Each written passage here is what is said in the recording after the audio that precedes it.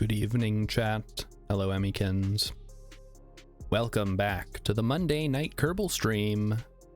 The stream where we play Kerbal Space Program and fail interplanetary missions over and over.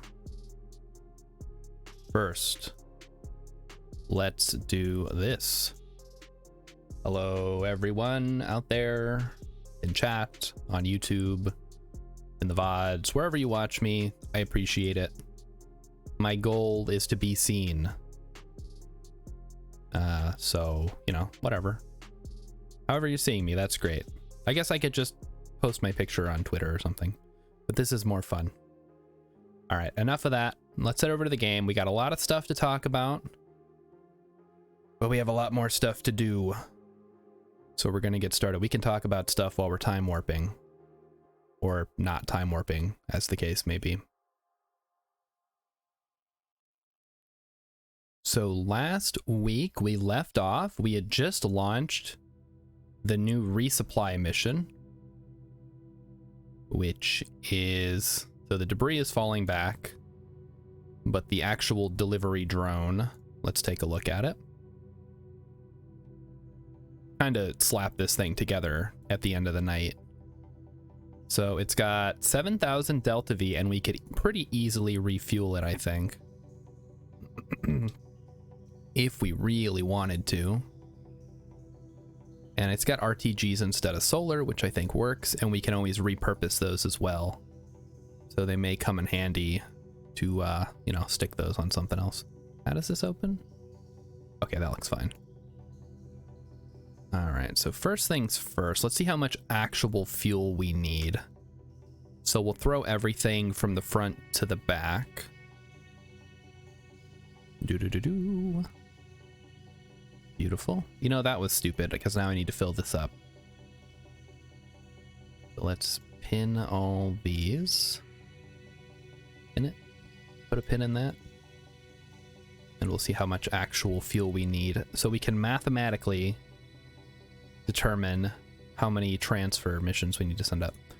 Okay, let's get rid of that. And then this one is here. And this one needs to bring it in. Okay, so this needs 400-ish, plus another 400, plus another 600. Yeah, because together this would be 900, plus about 400. So we'll say 1,500 fuel we need to get up here. Okay. That's a lot of fuel. But once it's all said and done, we'll have a very efficient vehicle to send to Jewel, which actually, while we're here, and I can see what time it is. All right, so it is year 18, day 70. So I'm gonna go ahead right now at the start of the stream, get all of our transfer windows lined up. So we're going from Urban to Jewel. And what did I say? Year 18, day 40? Guess I can double check. Oh, day 70. All right. And we're gonna plot it. All right. So next Jewel mission is gonna be year 20, day 38. And it's going to be 1909 prograde 289 normal. Okay. Then we want to do Moho. So, oh, that's coming up real soon here, which makes sense. I think Moho just like has them all the time. Going to be year 18, day 87. And that is going to be 2,300 Delta V total, 2,000 prograde, and negative 1120 normal. All right, and then next up is Drez. That's coming up year 19, day 169. Oh, you guys know it's coming. 69, dudes! Beautiful. Thank you, Bill and Ted. And that is going to be 1590 prograde and negative 727 normal. And these are going, the Moho, Drez, and I guess Elu missions are going to be one-way probe missions. We're just going to get something out there, because we're going to need to work on designing a more robust system for transferring Kerbals now that we've got all the science, and we'll have tons of money, so we can just make the craziest, bestest design we can think of, like a single launch to anywhere or something like that. All right, and this one is going to be 2054 prograde and negative 151 152 normal. Okay, so we got all those written down. Back to the game. All right, so I wrote these in order then. Mohos first, then Drez, then Elu, and then Jewel. So this will be up here for a while. Let's check our missions. I think I had something for Ike. Science data from surface of Duna. Ooh.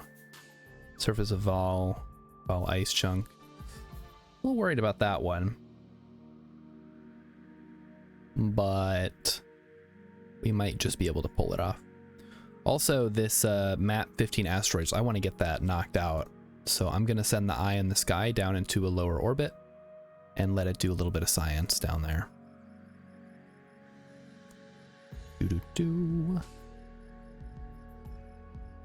Okay, any other missions that we might want? Science data from space around Ike. Yeah, we could do that. Get extra money and stuff.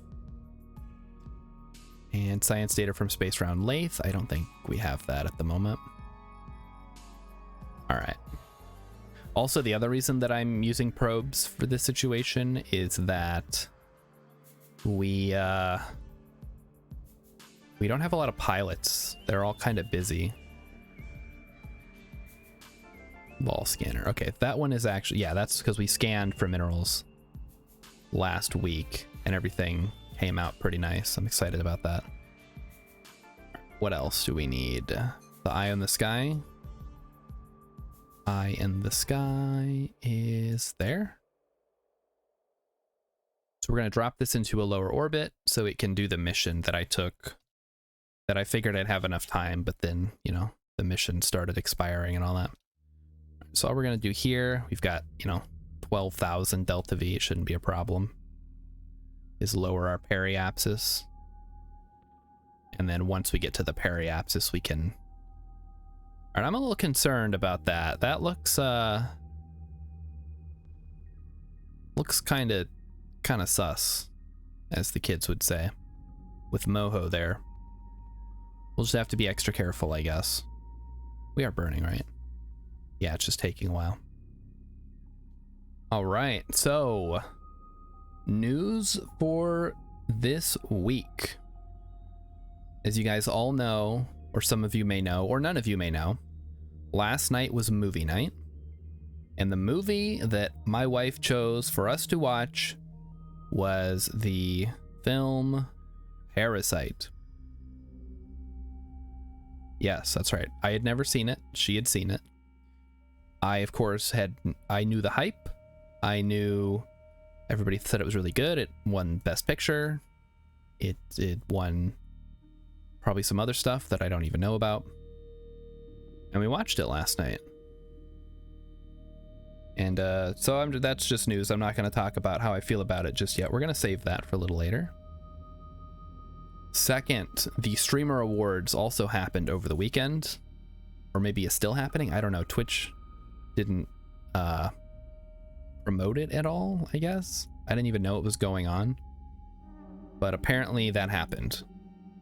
No, I did not win anything. I wasn't even invited. I assume you have to have, 100,000 viewers on average or something stupid like that. Also, okay, other news. I added or tweaked the channel point redemptions. So there's some fresh ones in there. Check them out. Try them out. Ask if you have any questions. And I also picked up a new game over the weekend called Vintage Story. We'll be talking about that a little later. And finally, the last piece of news for today, and I just found this out when I was on Twitter posting that I was about to go live. Today is Pi Day. So I find the fact that I didn't even know it was Pi Day to prepare and have a pie is kind of upsetting. But I have been informed that I'll be getting some fresh baked bread later, which will hopefully tide me over until next year for Pi Day when I actually have a pie. All right, so that's all the news. That's what you can expect to talk about tonight, unless you have something else you want to bring up in chat. As always, chat belongs to the chat. You guys can talk about literally whatever you want in there, unless, you know, Emmykins has to step in and moderate. How long is this burn gonna take? Seems like it's gonna take a while. Okay. Well, in the meantime, we can't exactly leave. I guess we could physics warp, but that's probably a bad idea. Let's take a look at this craft. It's a pretty simple design. So you can see the we're using the Hex 2, which I want to say gives us some pretty decent range. I don't know exactly how it works because the antenna rating gives us 15G, but this thing alone gives us 5K. So this is just telling us what we're currently doing. I gotcha. Neat. And then of course we have the Sentinel infrared telescope up here. That's what we're using to take pictures. It's like a crappier version of the James Webb. Well, okay, that's not fair. So the James Webb is designed to take pictures of like super deep space, right? So it got the huge aperture. It had to fold up and fold out. This is more of a like a local camera looking for asteroids and stuff. I think it's based on a real part or a real telescope that was actually sent into space. But I don't know anything about that. I'm sure we have some space experts that are gonna call me out for being a fake space nerd. Although, to be fair, I never claimed I was a space nerd. I simply like video games. How are we doing? We're down to 9,600,000,000 meters. See, this should be easy to convert into kilometers because you just divide by 1,000.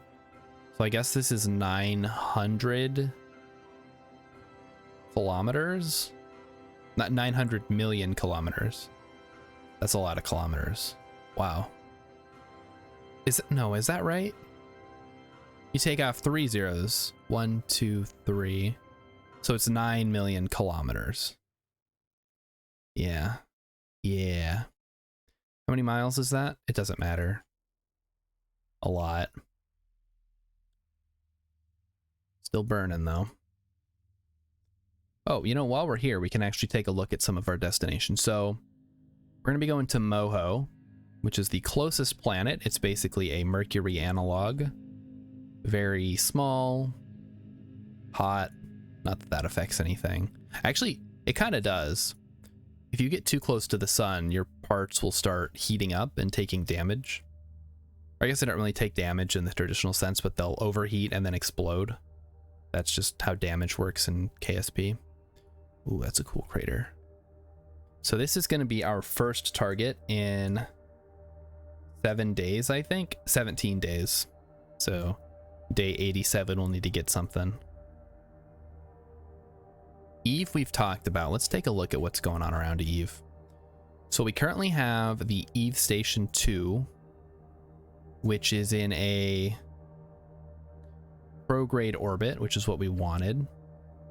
Then we have the original Eve Station is in a retrograde orbit and is kind of useless at this point. Like we should just drop it off. And then we have the Gilly Inspector and the Eve Inspector, which is splashed down. We've also got some stuff going on at Gilly, which I don't have anything going on with Gilly right now. So good to check in there. What's next? The other one is, okay, so Duna's good. I don't think we have to worry about anything at Duna. Holy crap. I'm on and Vulcan is still working. Yeah, that daylight savings time really sneaks up on you. This is Drez, which is I think it's meant to be like a Ceres type planetoid. So it kind of represents the asteroid belt as a whole. Finally, of course, you guys know Jewel will be sending a mission there in a couple of years to do the resupply. And then KSP's Pluto analog, Elu, is just chilling out here. It's a little icy ball. And we'll be sending a mission there in about a year and a half. So that's the current lineup. And with all that talking, I'm still not quite there. That's okay, though. And yes, Vulcan, how are you on this fine Monday? The snow is finally starting to melt up here, which is causing a lot of puddles on my walk. And there were still some icy spots this morning. So hopefully that clears up sometime this week. It's supposed to warm up a lot more here. And we'll be good to go for the spring, my least favorite time of the year. When all the plants start spraying their disgusting pollen. Like, that's not true, because that's more of a summer thing, right? But the plants are going to come back, the bugs are going to come back. It's going to get gross and humid, and you guys are going to have to hear about it. I wish I could live someplace that was like 60 degrees all year round, not too dry, not too humid, didn't have any bugs, and let's see what else. And it snowed for half the year, even though it's somehow 60. Or like, it could get down to the 40s. That'd be fine. Oh, see, that's hard because I want it to snow, but I don't want it to be super cold. I don't know how you balance that. I guess if you live up in the mountains, maybe that's what I need to do. I need to move to the mountains where it'll snow overnight, but then in the daytime, it'll warm up enough that it's not that cold. Like Colorado or where else? Don't want to live in Utah. I guess parts of California, it does that. California is expensive. No, but it has a beach. You go to the beach. Colorado doesn't have beaches. You know, I guess. We could look outside the U.S. We're out there. Big mountains. Snow. I want to go skiing too, so it has to have good mountains. I guess the Alps are like that. But that part of the world also gets cold during the winter, like southern Germany, northern Italy, Austria, Switzerland, parts of France. Yeah, no, that's not going to work. All right, I'll think about this. I'll get back to you guys. Oh, okay. I've inadvertently right-clicked on an object here. We are still lowering our apoapsis. How are we doing? 11,700 Delta V. Yeah, we'll be fine. Hey, Clown Fiasco's here. Hello, Clown Fiasco. I hope you're enjoying the fiasco. It's going all right today. I think this will be a pretty chill KSP day. Nothing too crazy. We're just going to send a couple of automated missions, probe missions, whatever you want to call them, out to the other planets. We're going to land on them. There's something fundamentally wrong with the wearing of shorts and a sleeveless t-shirt on Christmas Day. I mean, I do that here, even though it's like snowing, which it rarely does on Christmas, honestly. It doesn't usually snow until January, at least not the way that I would like it. Like, it'll snow and melt, which is just ugh.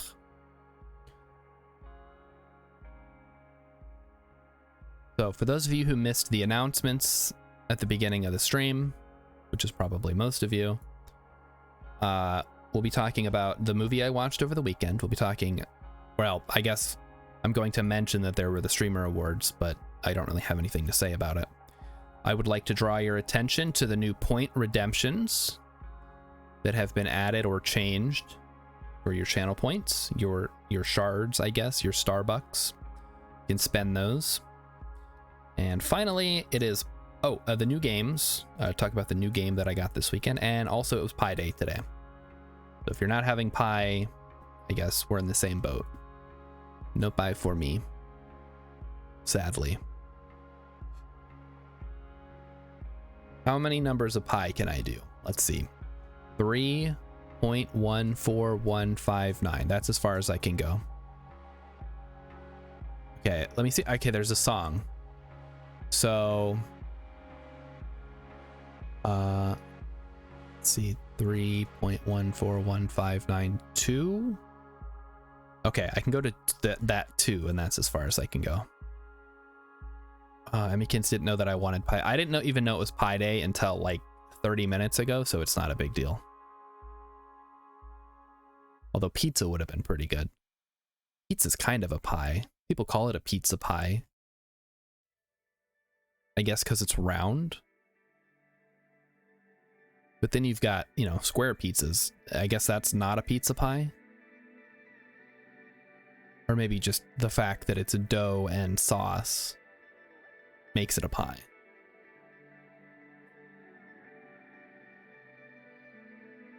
We are still, guys, this is like the longest burn of all time. Like, at least we're in deep space, but come on. This is just silly. We already looked at all the planets. I'm out of stuff to do. Okay, I guess we could check Kerbal.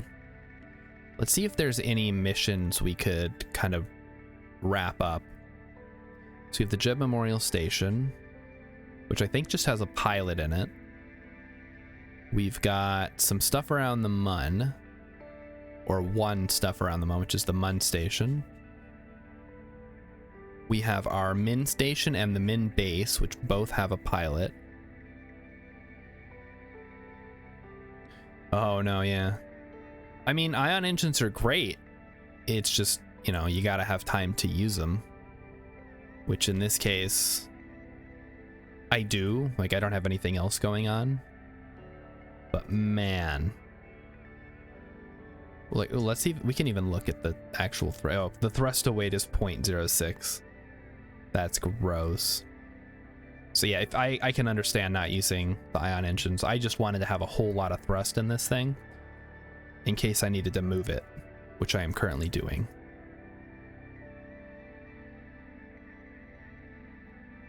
I suppose, well, you wouldn't want to use a nuclear engine for something this small, though. I was going to say, you could get the same effect out of a nuclear engine, but look at how small this thing is. Like, it's just a probe core of the telescope, the engines and stuff, and then a little communications thing. So really, this is the perfect setup for using the ion engines. I guess you could do, like, multiple ion engines, but then, you're starting to trade off the benefits of using the ion engine just to get a little bit of extra thrust. 2 kilonewtons. I wonder how much, like, a mainsail has. Does a mainsail get up to the meganewton? 93-second burn is over 2.5 hours of burn time. Right, but I'm not doing all the burn at once. This just happens to be a very long burn for some reason, and we're going to have to do another one when we get down here. Hopefully we don't get to that tonight. But I have a sneaking suspicion we might, in which case I'll have to find something to talk about. Which brings me to my first thing to talk about tonight. Over the weekend, last night specifically, for movie night, my wife picked Parasite for us to watch. Now, I had never seen it. I guess if I had seen it, she wouldn't have picked it. And we watched it. Now, I want you guys to guess how I felt about the movie Parasite. Knowing what you know about me, how much do you think I liked it?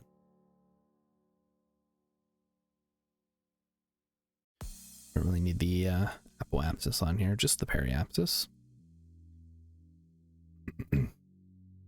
In fact, we could do this burn, and if we used all of the delta V, 9,000 seconds worth, is that enough time to watch the whole movie? Okay, yeah, Emmykins can't guess. She already knows.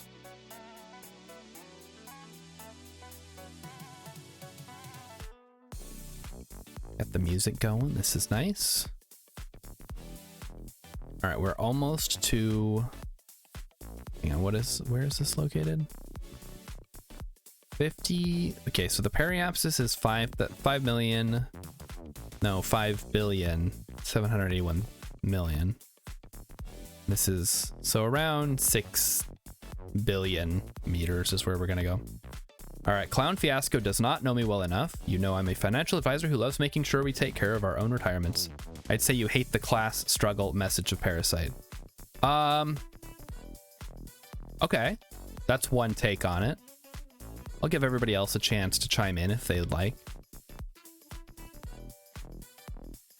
Bow, bow, bow. Bow, bow. All right, how much farther do we have to do? You know what? We're gonna do something I don't normally do. We're gonna physics warp this. Oh, you can't. Can I do this? Ah, I can. All right, there we go. That should save some time. And like I said, I don't like to use physics warp, but I think in this case it's probably warranted. Bam, bam, bam, bam, bam, bam, bam.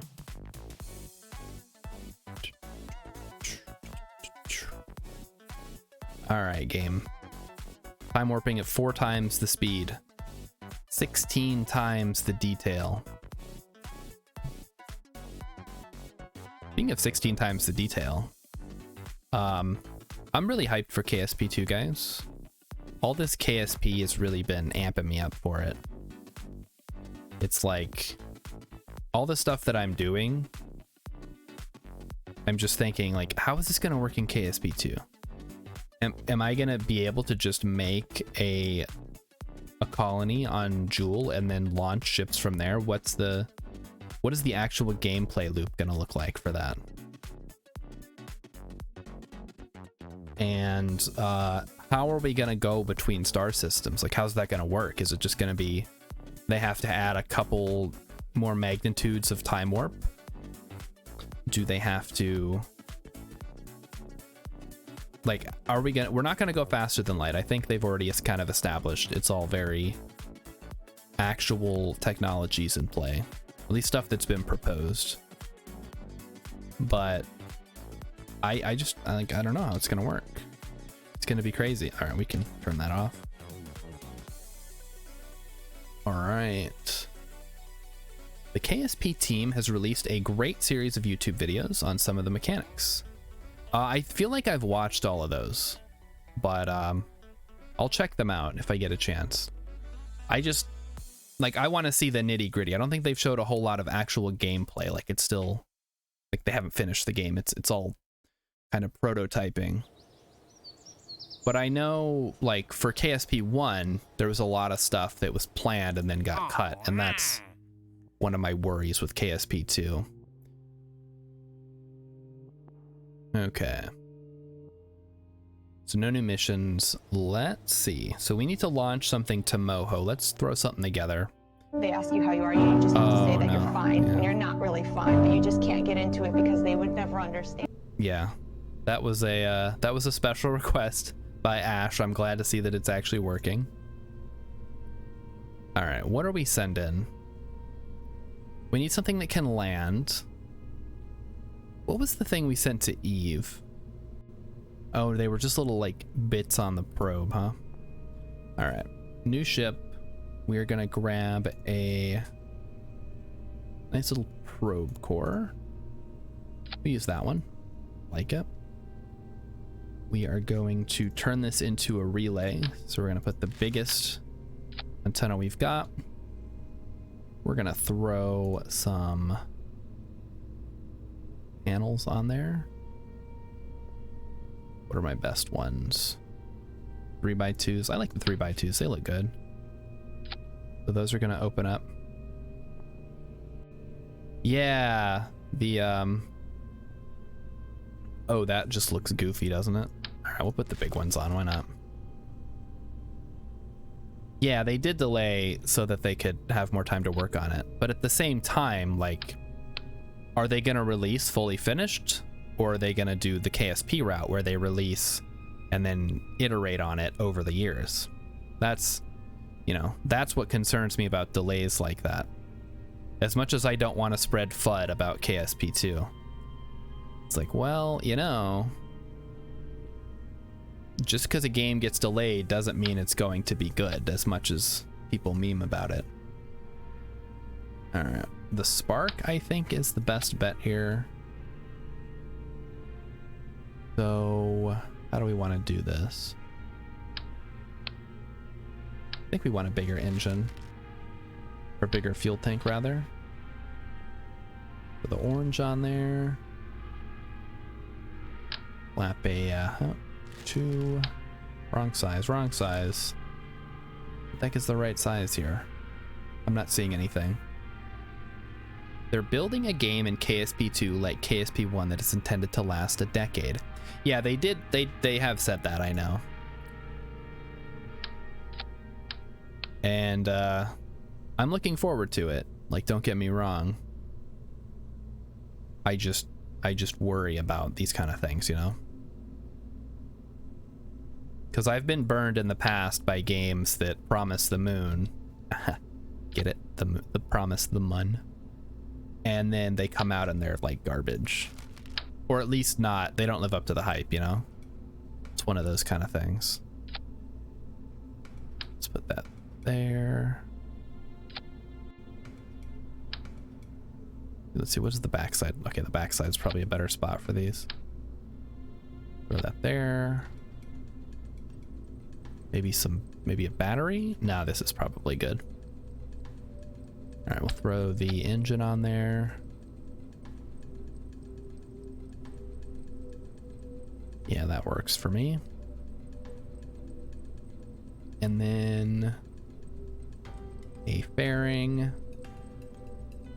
Let's do the 2.5, I think. That'll look best with the, no? Okay, nope, come on. 8 fairings, such a pain. All right, and then we do that. Oh, we want to go up to the antenna. We want to close it up nice and fancy like. Beautiful. Okay. Now we need to launch this thing. Vulkan doesn't have a whole lot of confidence. They've stated they're not going to support Linux, even though the engine it runs on is multi-platform and runs on Linux. Yeah, well, what's the percentage of gamers on Linux? Like 1%? You know, that's the free market at work right there.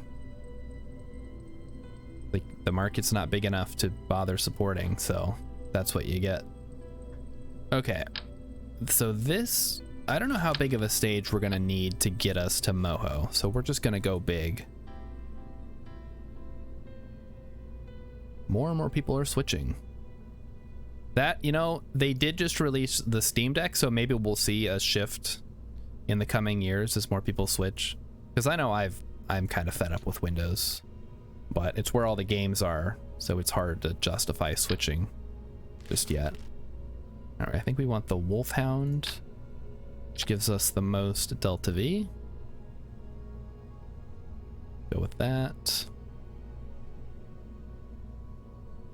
All right, hang on. I'm gonna add a little piece here. Little adapter.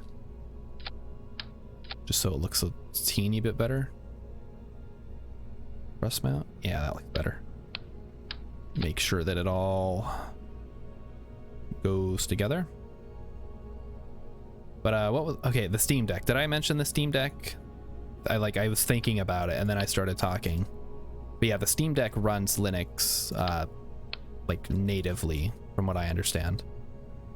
And a lot of people are gonna get those eventually, I assume. Reminds me of the Game Gear, actually, which was a Sega system that I had growing up. It ran full color.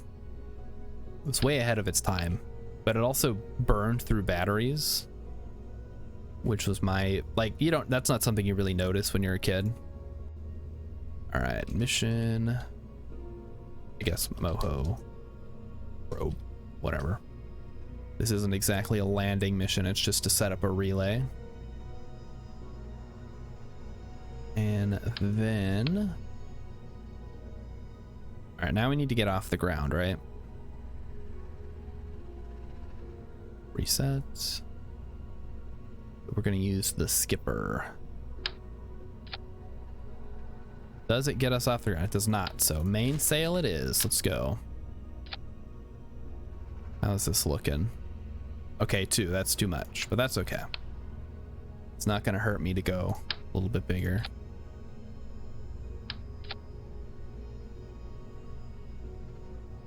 All right, here's something that I hope will be in KSP2 is the ability to kind of mesh these parts together. Like they can be separate parts, that's okay, but there's just such a stark line between them that it looks gross.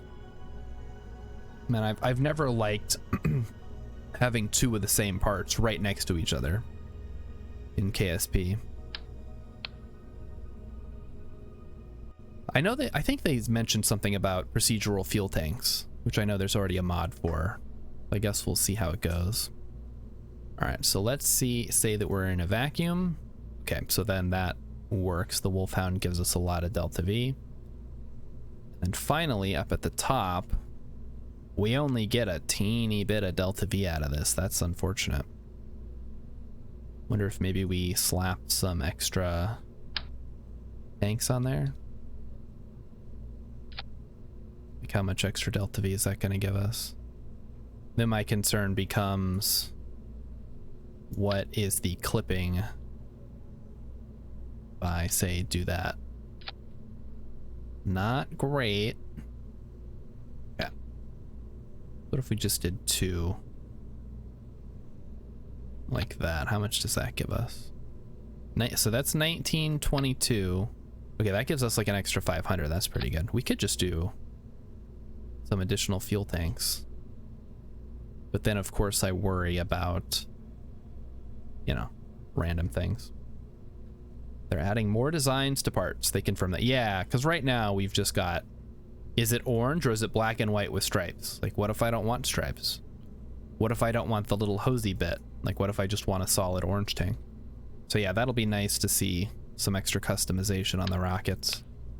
Very much looking forward to it. Regardless of any, you know, issues that I might have. All right, so we get 1.35. Then once we get up into the upper atmosphere, we switch to the Wolfhound. So this gets us into space. And then what did I say? To get to Moho, it's like 2200, I think. So this gets us there, and then it should be enough to circularize. I better check the Delta V map though, just to be safe. The last thing I want is to get to Moho. All right, so, ooh, yikes. So yeah, it's about 2200 to get to Moho, then 2400 to circularize. And since it's a one-way trip, we don't need to worry about coming back. So I think this should be good enough. In fact, this could probably get us to Dres as well. So, interplanetary relay. That works for me. We could maybe even send one of these to Jewel if we really wanted to. In fact, I'm gonna add an extra fuel tank to the bottom of this, just to give us a little extra oomph. Yeah, actually, let's switch the orange to the bottom. There we go, that looks better. All right, is there anything else let's see what the game has to say. Lack of batteries. Yeah, we can add some batteries on just to be safe. Extra batteries, please. Just the little ones. Nice. I need more than that for Moho. That number is if it's a perfect transfer, and with the inclination, it's very hard to do it perfectly. Okay. Well, I think I'm bringing enough, ultimately. I guess if I'm not, then it will, it'll just happen. Okay. Oh, this needs a decoupler. I see the problem. That's why it's giving me such weird numbers. Let's see, we want the little guy. There it is. Like, why is it not decoupling? All right, so then that gives me 1914, which is still fine, probably. And that's in a vacuum. All right, so we'll try it out. So launch, double check everything. Launch, separate, burn the Wolfhound. That gives us a lot of delta V. Then we break the fairing off, and then we switch to the upper probe. All right, let's get her into orbit. Are there any other issues that I noticed? I don't think so. So let's just go ahead and launch. Oh, okay. Vulcan Rider wants to know what I thought of Parasite. Yeah, I guess I've given everybody enough time. I did not like it, but the reason is not the reason Clown Fiasco came up with is not the reason. I do not like violent movies or like movies with a lot of tension. So, like, it's essentially a horror movie, right? Like, spoiler alert, it's a horror movie. And it's very tense. It's like a lot of tense moments, and I don't like that. It stresses me out, and that's not what I watch movies. That's not the feeling that I want to feel when I'm watching a movie, which is why I like comedies. Like, I like lighthearted comedies with very low tension, low stakes. Despite the fact that Parasite is a dark comedy, or a black comedy, which is a type of comedy, but it's not the type of comedy that I enjoy. So that's how I feel about it. The decoupler, yeah. So that's all fixed. So we should just be able to head to orbit now. I guess I should make sure everything is squared away. Gonna start the turn. Good old gimbal, keeping us pointed the right direction.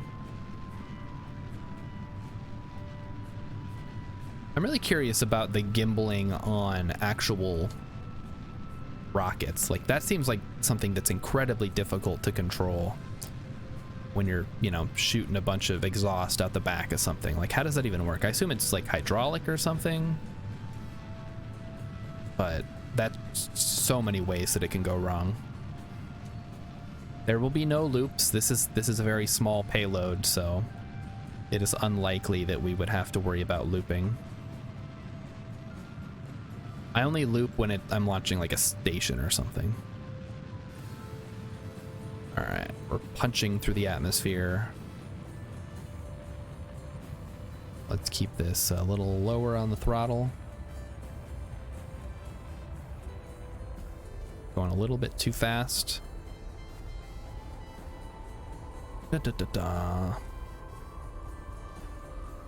So yes, the movie, I guess, like, the cinematography was fine. The characters were unlikable. It was violent. It was mean-spirited. Not the kind of movie that I would watch and enjoy. But I can see if you like that kind of movie, if you like the drama, if you like the tension, I could definitely see how someone would enjoy that movie. It's very well made. So I have no hate against the movie. It's just not for me.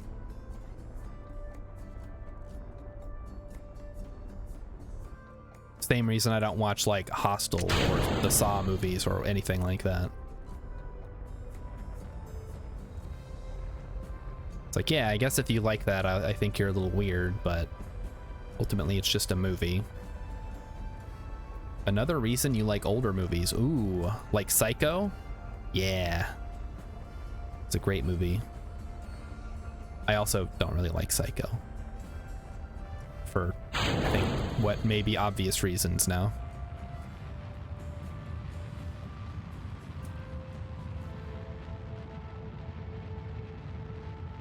Or what else is older? I'm trying to think of older movies that I actually like. I'm very hard pressed. I would probably, I haven't seen them, but I would probably like the Road to movies, like Road to whatever with Bing Crosby and Bob Hope. That's the kind of comedy that I'm thinking that I would enjoy. Uh-oh. Okay, now I'm seeing an issue with this trajectory. And I don't like it.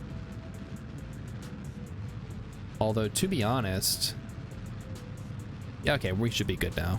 The time to apoapsis is increasing. Wait a minute. Oh, we're like flat at this point. Alright, whatever. We'll be in space soon enough. It just might take a little bit of extra time. Oop, okay. So our apoapsis is now whatever it is.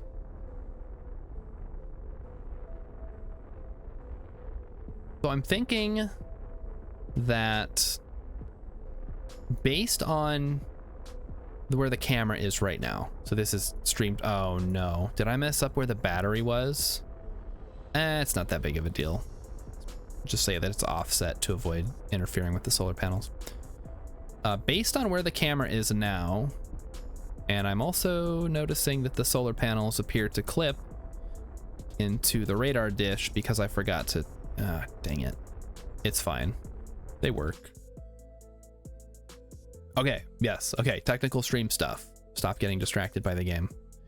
I'm racking my brain trying to think where I can put the camera, because right now we've been over this, right?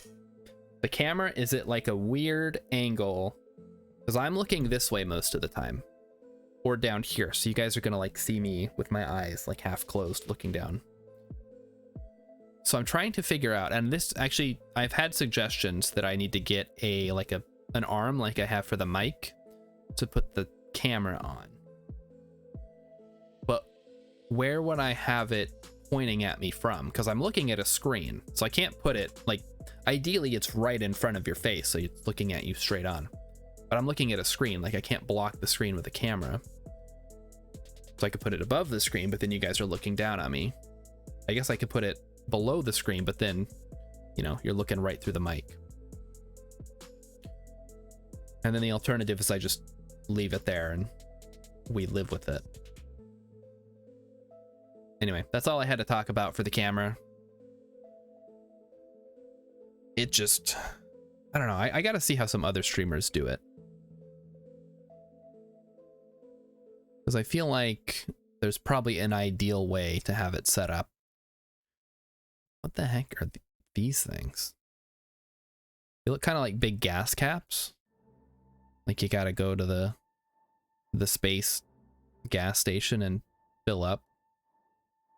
You put your salt or your liquid in the one side and your oxidizer in the other. Just goes right into the tank. All right. 8 minutes to apoapsis. So it looks like I may have gone too far in a few places and we'll be stuck on our way up to apoapsis. All right, Emmykin says, Star, I thought you said you enjoyed The Mummy. Yeah, The Mummy's fine. I guess that's an old movie. Like, it's not, the stakes aren't very high. It's like, you know, it's a very simple story. The guy in it's a little, like, creepy. Like, you find a girl and you're like, okay, well, let's hang out. Like, let's get married because, I don't know, I guess it was the 30s and that's just how things worked back then. Like, you're the only girl in this movie. Like, what else am I supposed to do?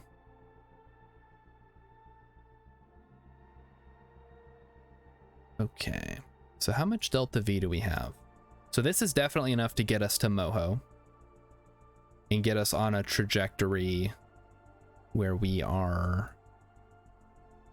getting into, I think we want to be in a polar orbit, but I don't know for sure. Maybe an equatorial is best, just to be safe. And then we send another one to polar orbit. Either way, so we get into orbit around Moho. We'll need to decouple this and then use this to kind of tweak our orbit. And we are out of range again. That's weird. I would think that having the relay would give us better control. Yeah, I guess not. It might just be because we're not high up enough. Like the curve of Kerbin interferes with all that. Oh, we can time warp now. We're going to head up to Apoapsis.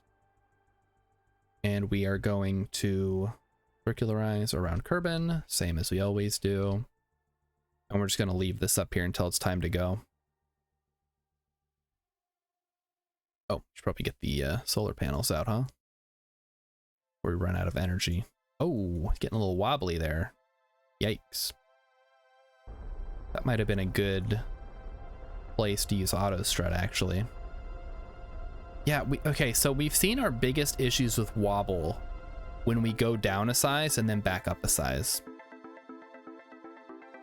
So I think that's why everybody recommends that I use engine plates instead of shrouds on the decouplers. Hopefully that is... My issue with decouplers is that it throws an error. I know this is stupid and petty. I don't like when things throw errors, even when they're working perfectly fine in the VAB. And in this case, engine plates do that. All right, next mission is we're gonna send up a refueling vessel to refuel the Joule supply mission. So that is the next thing. Nothing new there. Oh. Well, you know, as long as we're going up to LKO, we might as well rescue a Kerbal, right? All right, let's take a look here. If he is a pilot, even better. Oh, and he's coming right over the KSC right now. Let's go. Go, go, go, go, go. All right, so that's all I had to say about Parasite. I know it's unpopular opinion, right? Like, everybody loves it. I was kind of meh on it. Mostly because of my personal preferences for movies. And where is the crew transfer shuttle? There it is. It's at the top where, you know, it's alphabetical. Where else would it be? All right, we're going to send up some extra fuel. So obviously this isn't enough fuel. I wonder if it's worth just slapping some extra fuel on there. Find out. It's like some little side tanks. Like a, let's see here. What are our options? We could throw some of these on there. I mean, it looks goofy, but it should work.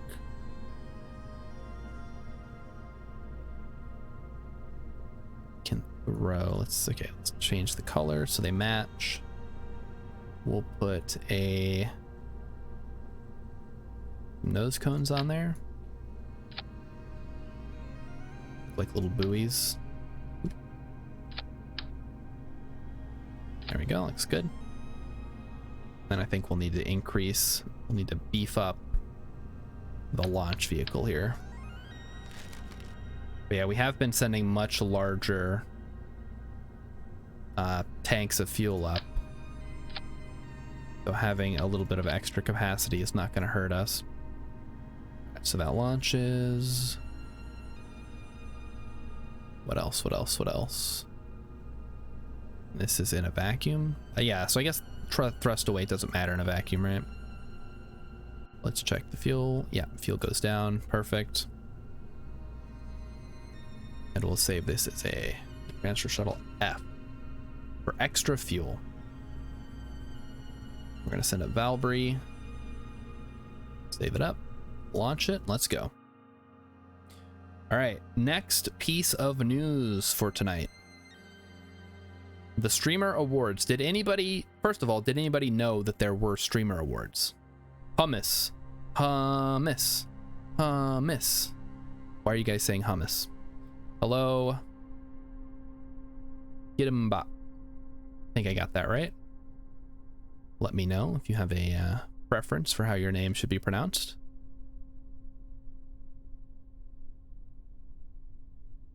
Thanks for stopping by once again. Hope you're enjoying the Kerbals. We're about to launch here. Everything looks good. We're gonna double check. All right, let's get them. Did indeed know that there were Streamer Awards. Yeah, I had heard about them, I think on Friday. I don't know when exactly they were, but they weren't on the Twitch homepage, like the front page. You would think, okay, big streamers, awards, Twitch, somewhere. Hello there. Yeah, you would think that they would be a little more prominent, but I found out about them on Reddit. So there you go.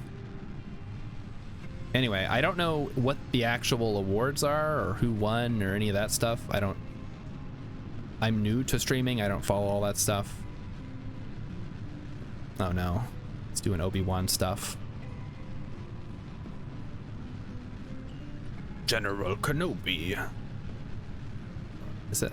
Because Obi-Wan's a general in the Clone Wars, right? Like all the Jedi are kind of in military leadership positions. Which is interesting because in The Phantom Menace, Mace Windu says, "We're keepers of the peace, not soldiers. We can't fight a war for you." And then in Episode 2, Attack of the Clones, they're fighting a war.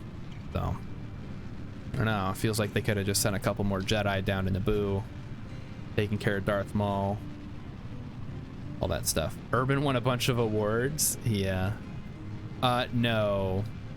He's a much larger streamer than me, but he's still small potatoes compared to the likes of Alinity, I guess. I don't know if she still streams or if she just does OnlyFans now. Amaranth, who basically just does OnlyFans now. Pokimane, who just watches anime on her streams. I'm actually curious what the categories were. I don't want to sit here and berate or like disparage other streamers who I'm sure worked very hard to get where they are. There's like best streamer. So if we go off the Oscar logic, right, you have best streamer, best, well, okay, best production value, maybe, like best overlay, and I don't know. Hey, Urban Ventures here. Urban, did you hear my thoughts about Parasite, or do I have to repeat them for everybody? I'm sure I'll have to repeat them several times tonight as new people pop in. And yeah, Urban, we're gonna get you there. We're gonna get you to the Streamer Awards. So I'm gonna nominate you for Best Kerbal Space Program Player and hope that EJ doesn't get nominated. Then you're a shoo-in. All right. Let's get this thing into orbit. Let's find our target. Oh no. He's ahead of us, chat. We gotta go. Gotta go fast. We must go faster. All right, so, okay. Think about this. Is it more funny to say gotta go fast like Sonic, or to say must go faster like Ian Malcolm from Jurassic Park? Which of those would be funnier to have on a soundboard? Urban is guessing that I loved it. Kappa. No, I didn't like it. I'm actually glad you didn't stream. Well, okay, I shouldn't say that. I was hoping you would stream so I could tell you, but then you didn't stream, and I'm sure you told me that last week. So I didn't get to tell you until just now. Oh yeah, what is that soundboard clip? It's like, I don't think you have any idea. how fast I'm going, like how fast I am. Fast as fuck, boy. That one, yeah. So many options for gotta go fast. And there goes our target, just slipping away from us. Oh, okay, I've noticed a bit of a problem here. We don't have enough thrust to weight. We should probably go a little more, 45 degrees.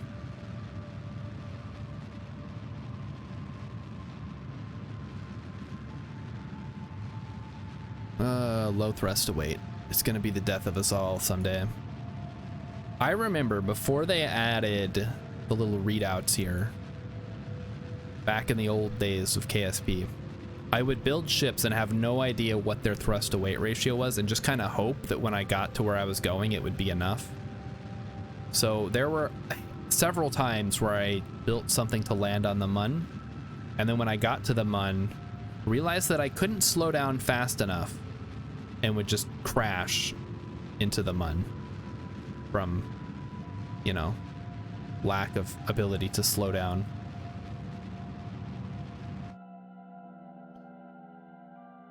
You need Kerbal Engineer Redux. Back then I would have, but these days I think the readouts that are in the stock game are good enough.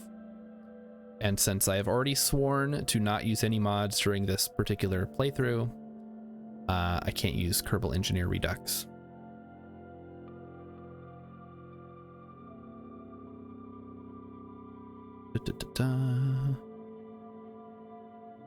So I'm hoping that that's enough of a gimmick, but I know there are a lot of KSP players who play pure stock, so maybe it's not that big of a draw. And maybe the bigger draw would be playing with all the mods, just all of them. All right, so we're gonna get up to our apoapsis, and then we have a minor problem in that Share Hat's wreckage is ahead of us when it should be behind us, which is my preferred way to do rendezvous. I mean, we could force it if we just, you know, went really far out or did a couple of orbits, but yeah, I don't want you guys to sit here while I'm doing 20 orbits trying to get a rendezvous. That's boring.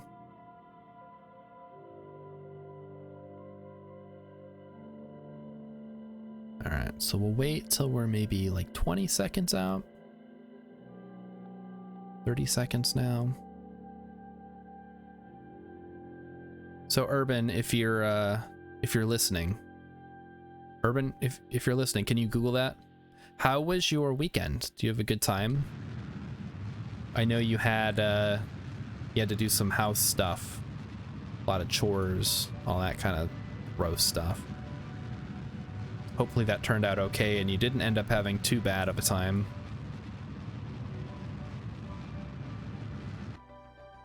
And that you're enjoying your Pi Day. Oh no.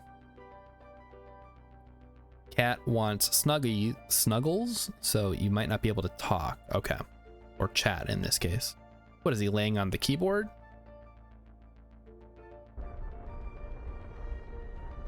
That's hardly an excuse. All right, so Urban says it wasn't the most exciting. I'm sorry to hear that. My weekend was about as boring as normal also, except I did get a new game, and I'm excited to talk about it, starting now. So the game that I picked up this weekend is called Vintage Story. And imagine a Minecraft mod, but it's just a game. And that's what it is. However, this particular mod is so good that I'm willing to buy an entire game that is just that mod.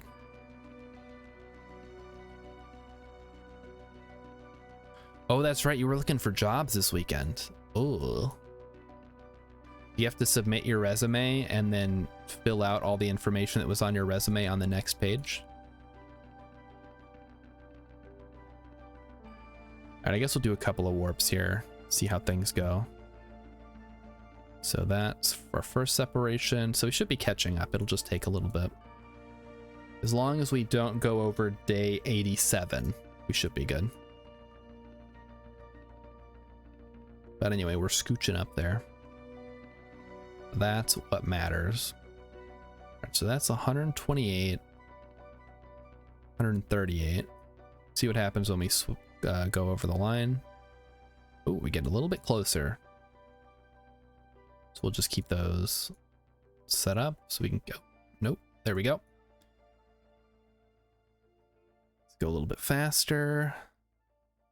Must go faster, must go faster. Oh, what was the other thing that I did? I don't remember if I had this last week, but I do also have this on the soundboard now.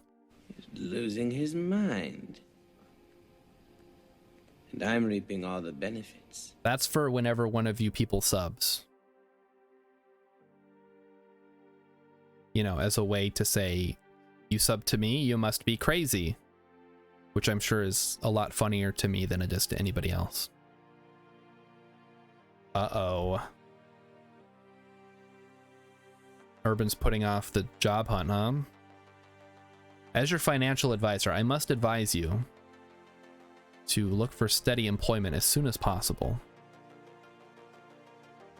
The life of a freelancer is not a life man was meant to live. Or something like that. Let's adjust our thing a little bit. Perfect.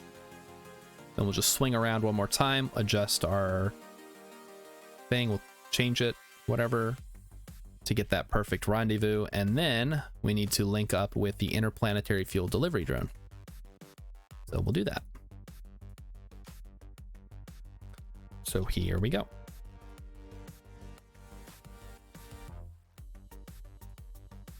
Did anybody else do anything fun this weekend? Did anybody go, let's see, what are some fun things that you could do this weekend? You could go camping, you could go skiing, you could go to the beach. Uh-oh. Okay. He's losing his mind. And I'm reaping all the benefits. Oh, you know, it would be fun if I had the clip, but I feel like that's a little bit too far.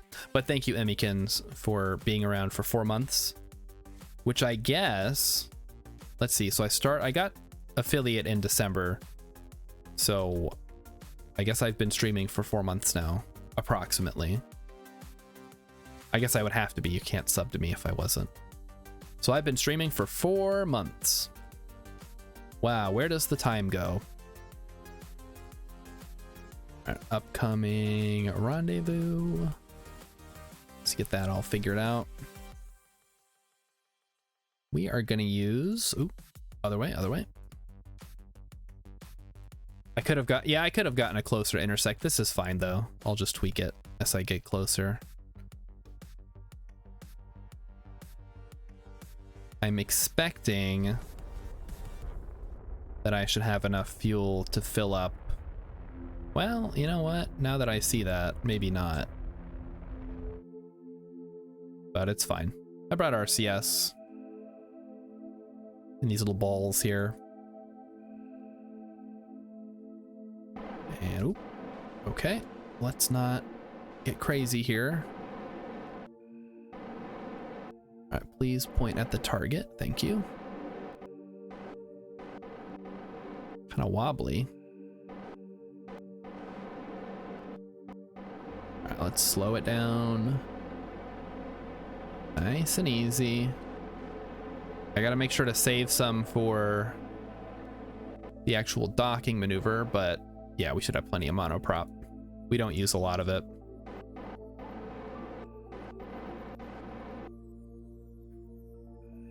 Ooh, look at all those emotes. I'm actually, like I said, so the current goal is at 150 followers, I create a new emote called Star Chad, which is just going to be the little Star Shard fella, but with the Giga Chad's face. Kind of like I'm going to artist it up.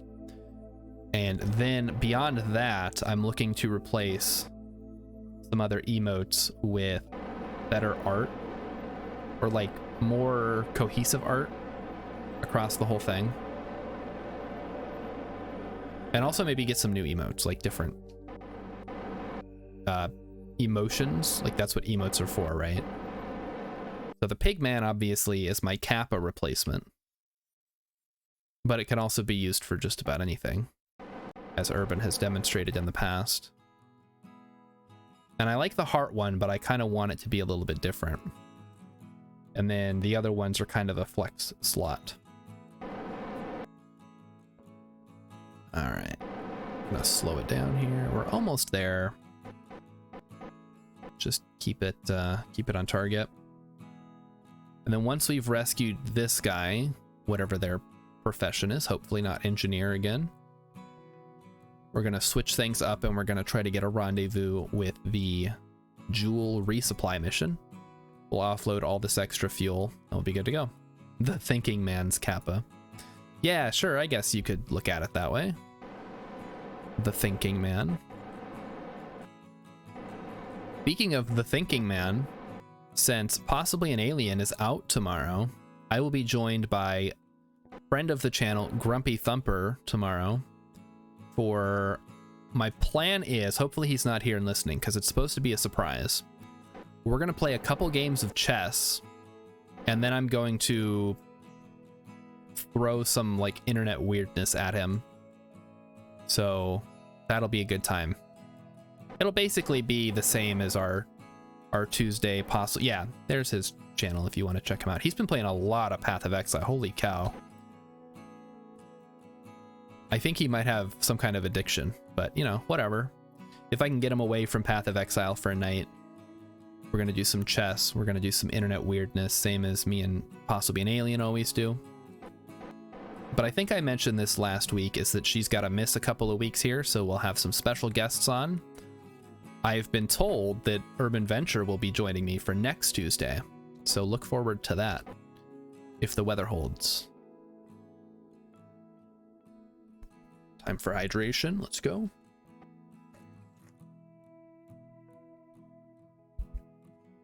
Delicious. Hope you guys are staying hydrated as well this evening. It's very important to drink lots of water. I don't know why. I assume it has something to do with, like, you know, your body needs water for basic functionality. We're down to 1, down to like half a meter. Who we got here? We have Sherhat, a scientist. Okay, scientist, I can deal with that. All right, he's gonna do a little backflip here. And let's send him on down.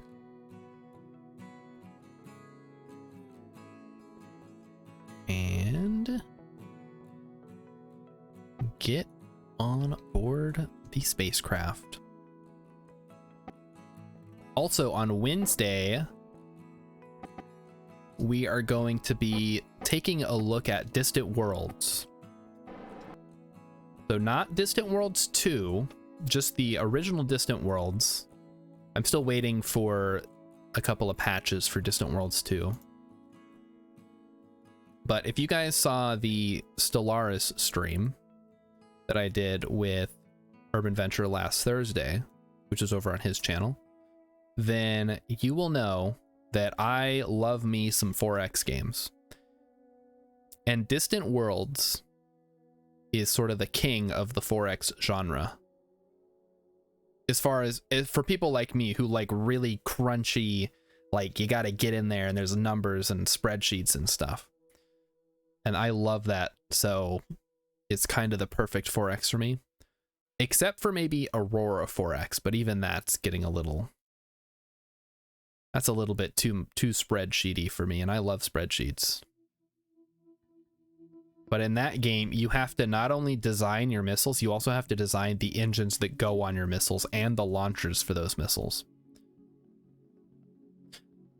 Way too fiddly for my taste.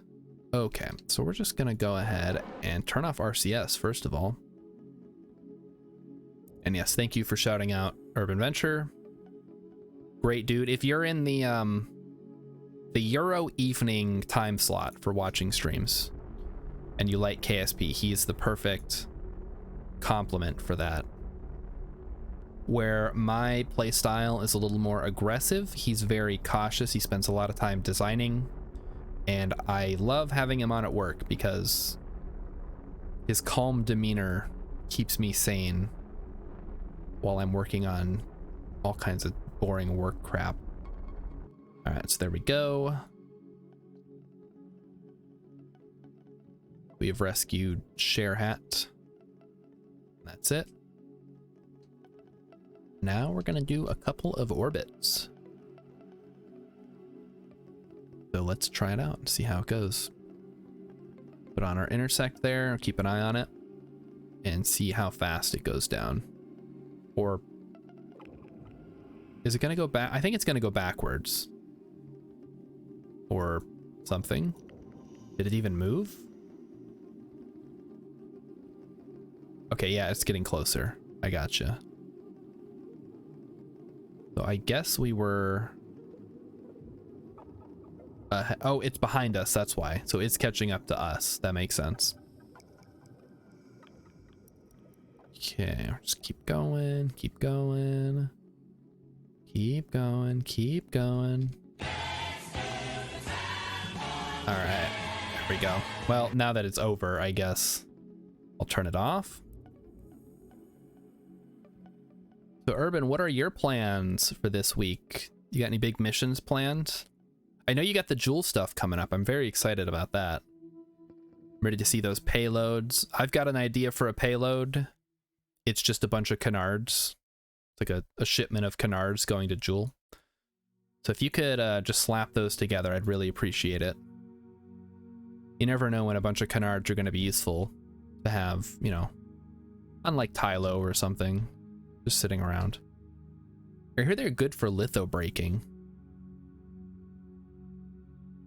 So, or at least they were at one point. Like if you crashed with a bunch of canards, or I guess fins would work too, but it would cushion your fall enough that the craft would survive. Work, work, work. Unfortunately, stream has to take a back seat. Oh no. They got you working. Editing some big documentary or something, I assume.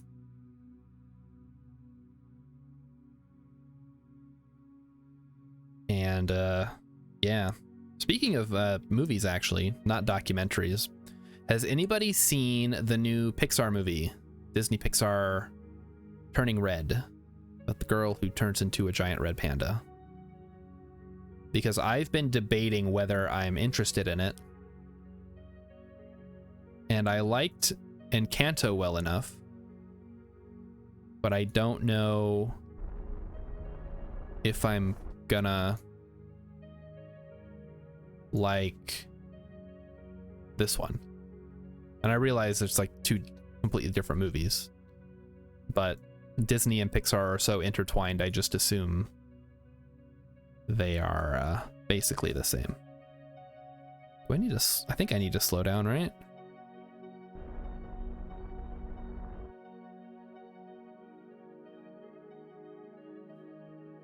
And while you're thinking about movies, if you're just joining us, I would like to draw your attention to the new redemptions that have been added.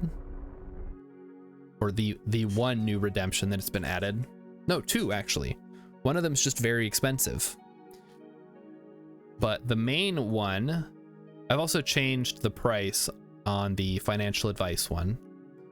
I dropped it 77 points, so you're getting a little discount there for financial advice. I added the sound clip, the one that was played a little earlier, and I added a new video section for 25,000 points. You too can play a video on the stream, and it's probably one of my favorite videos of the last couple of years that I've seen on YouTube. It's just great. So feel free. I think there's only a 2-minute cooldown on it. So if you manage to save up 25,000 points or 50,000 points, I guess you can play it back to back. Hope you guys enjoy that. I know Urban Venture has done that on his channel. He has a video that he plays, or that plays for 25,000 points. I thought I would get in on that action. And I know Gandalf Lundgren has another Kerbal streamer also has some videos. I think they're a lot shorter though. There's the one I have is about 1.5 minutes. So Urban, are you working right now as you watch the stream? Or is this like your time off?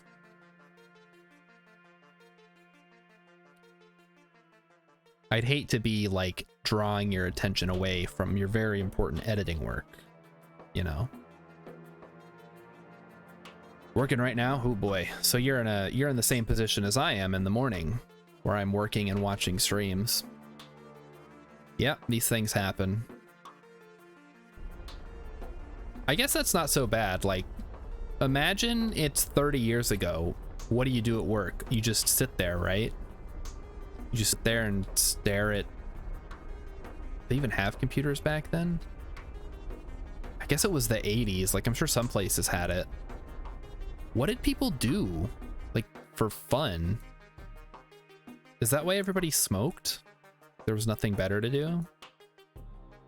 All right, where's this new intersect here? I feel like I should be a lot closer than I am.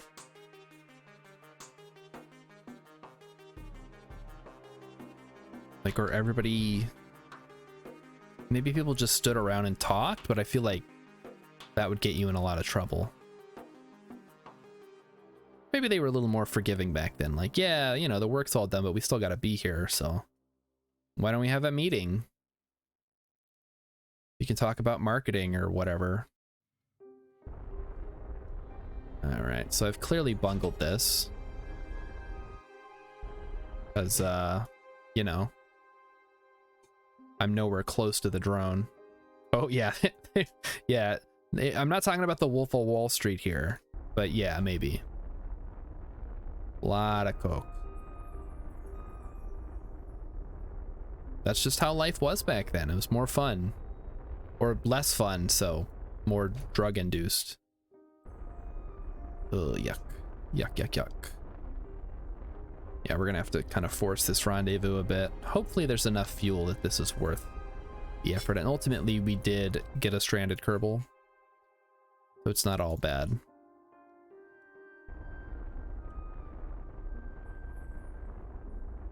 What else? I'm trying to, like, what did kids do for fun? Urban has spent 10 hours cutting down raw footage so you can watch streams in the background. It's only when you start assembly that you need complete silence. Cool, cool. Just think, you could be doing that for me right now. I could be sending you the raw footage. Although I imagine at that point it would be, like, pretty trivial. It's like, cut down the footage, add the music, make it look good, make sure I sound like a normal person and not some kind of weirdo. I'm sure you have some kind of technology to do that, right? Voice changing technology.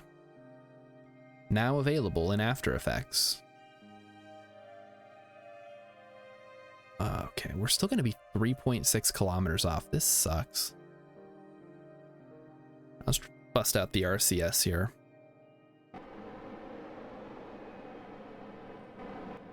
I'll make it legal.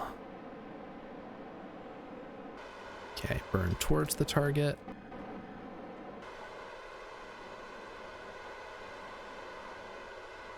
And that ought to give me a nice hasty intersect. Look here. 3.7 kilometers, nice. It's the same.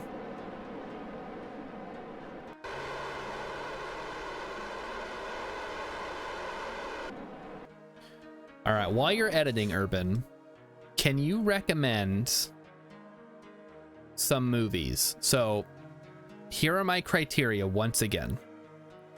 It has to be a comedy. Okay, you know what? It doesn't have to be a comedy. It has to be funny, because this is ultimately going to come down to comedies anyway. It has to be funny. It has to have no, like, zero tension and very low stakes. And then, I guess that's it.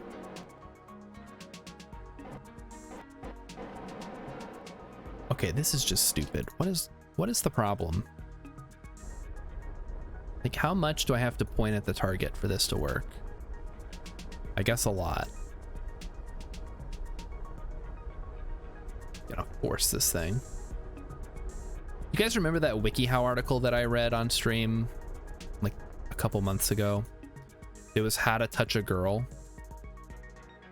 Was anybody around for that? Or was that before people actually were watching this stream? Death of Stalin. I have actually, yeah. I've actually watched a review of that and it looked pretty funny. Maybe I'll add that to the list. So it's funny and it has no stakes and very low tension. Because you think Stalin, you don't think low stakes or low tension. You think like, oh my gosh, who's he gonna kill next? But this is the Death of Stalin and it's kind of a farce, so makes sense. Did you already say Dr. Strangelove? Dr. Strangelove is literally about the end of the world. What part of that is funny? That's like the highest stakes possible.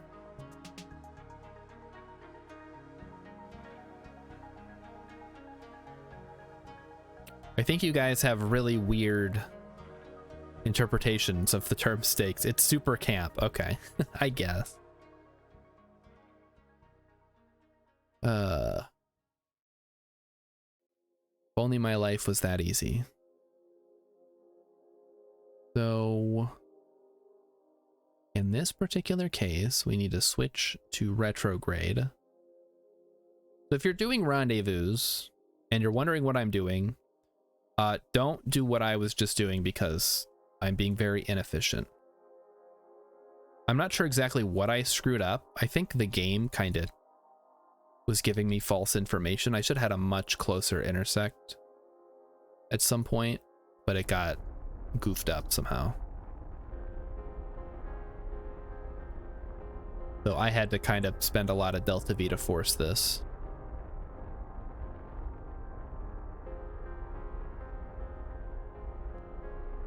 And when you say camp, because I've heard that word a lot, what does that even mean? Like, classic Batman is campy. Or, the Rocky Horror Picture Show is campy. Or camp, I guess. You don't need the Y on the end. Oh, well, there's our target, so we should probably be a little more careful here. Or we smack into it. All right, so after we kind of slow down a bit, we'll switch. Or actually, we'll point towards the target. And then we will switch over to the other ship and we'll point it at the target. And then that should give us a pretty easy rendezvous. Let's open this up. And it doesn't look like we can actually point at it, which sucks. And also looks like we have no control on account of there's no RCS on this thing. I think that was an intentional design choice, actually. But I'm just now realizing... Okay, it does have reaction wheels. That's good. Can it turn? Yes, but very slowly. Good to know. Can I set a target? The over-the-top heightened reality, kind of like anime. Oh, so like JoJo's Bizarre Adventure.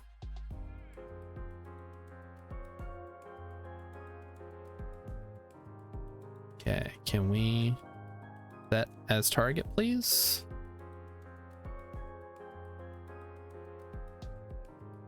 KSP, why is this so difficult for you? I just want to set a target. Let's open up the shield here. Maybe that'll help. Okay. Set as target. No. What is going on here?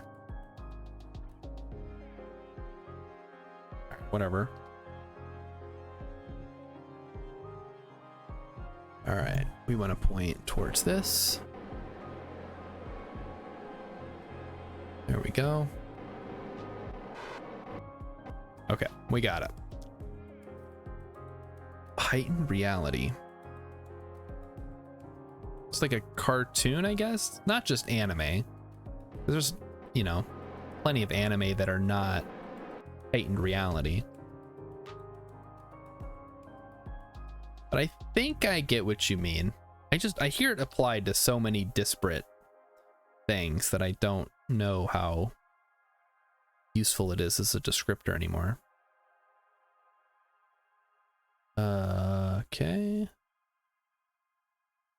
Please let me... There we go. All right, point at the target. Perfect. Think how a drag queen impersonates a real person, but really, really big and overcharacterized. Okay. So I need to watch RuPaul's Drag Race. Gotcha. Oh boy. Look at how slow this thing is to turn. I guess that's kind of more realistic to actual space, but also maybe not. Guess it's probably fine. Okay, so while this is turning, you know, it'd be nice if they would maintain their target thing while I was adjusting, because it seems like they stop as soon as I leave, but maybe not. Like, this one is still turning, I think. Interesting. RuPaul's Drag Race is actually great, really? It just seems, I don't know, it just seems like one of those shows that, this is like a competition, right? I don't watch those competition reality shows like the Great British Bake Off or anything like that. Or Hell's Kitchen, or, well, that's not really a competition. What's the one? I remember Iron Chef as a kid. My parents liked that for some reason. No, Hell's Kitchen is right. Kitchen Nightmares is the one I was thinking of that's not like that. Okay, so we are pointing at the target, and this is pointing at the target as well. So this should be a pretty easy rendezvous. I'm gonna go to Find Controls, and we're just gonna let the computer do most of the work. Probably the more self-aware reality game show. Vulcan Rider hates reality shows, except for Deadliest Catch. What about Ice Road Truckers? Or Duck Dynasty? Or what's the other one? Swamp Men. I can't believe these are real shows. Like, what is the actual draw? Do people really want to see what's going on? Nope. Okay, good. Like, if I'm gonna watch a reality show, I'd rather watch a documentary. Like How It's Made. How It's Made is great, and it's informative, and it's usually pretty self-contained and entertaining. It's like, here's where they put the wrapper on the gum, then they twist it. It goes into these bags by weight. Deadliest Catch has the advantage of being real-ish. Yeah, I guess, like, you know, they're out there on a boat. There's only so much you can fake.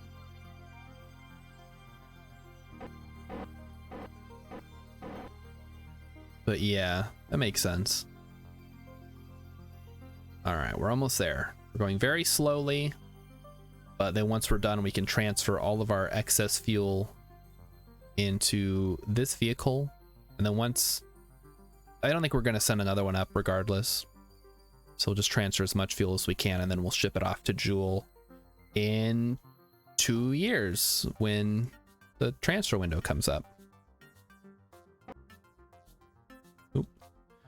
Pointing at the target here. There we go.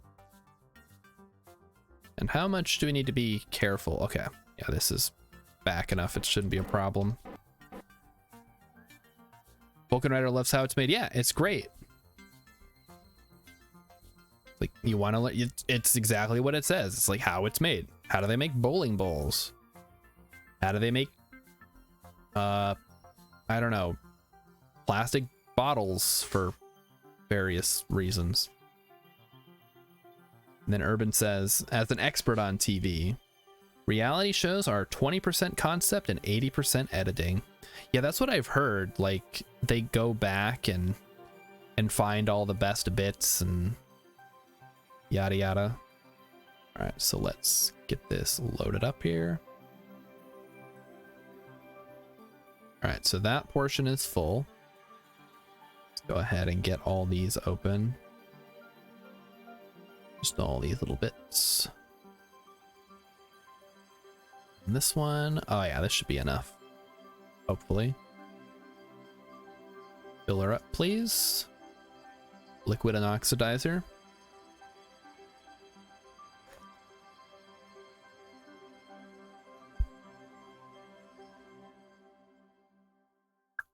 Vulcan Rider loves going to sleep to how it's made, but Mrs. Vulcan can't. She ends up getting interested in it and can't go to sleep. I had the same problem. Well, first of all, I can't sleep with the TV on because it just, I don't know, it just kind of bothers me. Might be the light, might be the noise, I don't know. But either way, I can't do it. But I remember when I was living in the barracks, my roommate was watching the entire series of anime. Or not anime, Avatar, The Last Airbender, which is not an anime technically. And so I would be trying to go to sleep, but then, you know, the show would be on and then be like, well, now I'm interested. I'm invested in what's happening to these characters. Oh, that's actually a fuel tank too. Heck. Extra fuel. Don't mind if I do. So yeah, I can see where she's coming from. Like, this is way too interesting. You can't just ignore this and leave it on. Let's undock and back off. So we're nice and full on the Joule transfer vehicle thing. Let's switch over, close the shield. And you guys are heading home. Let's go ahead and do that now.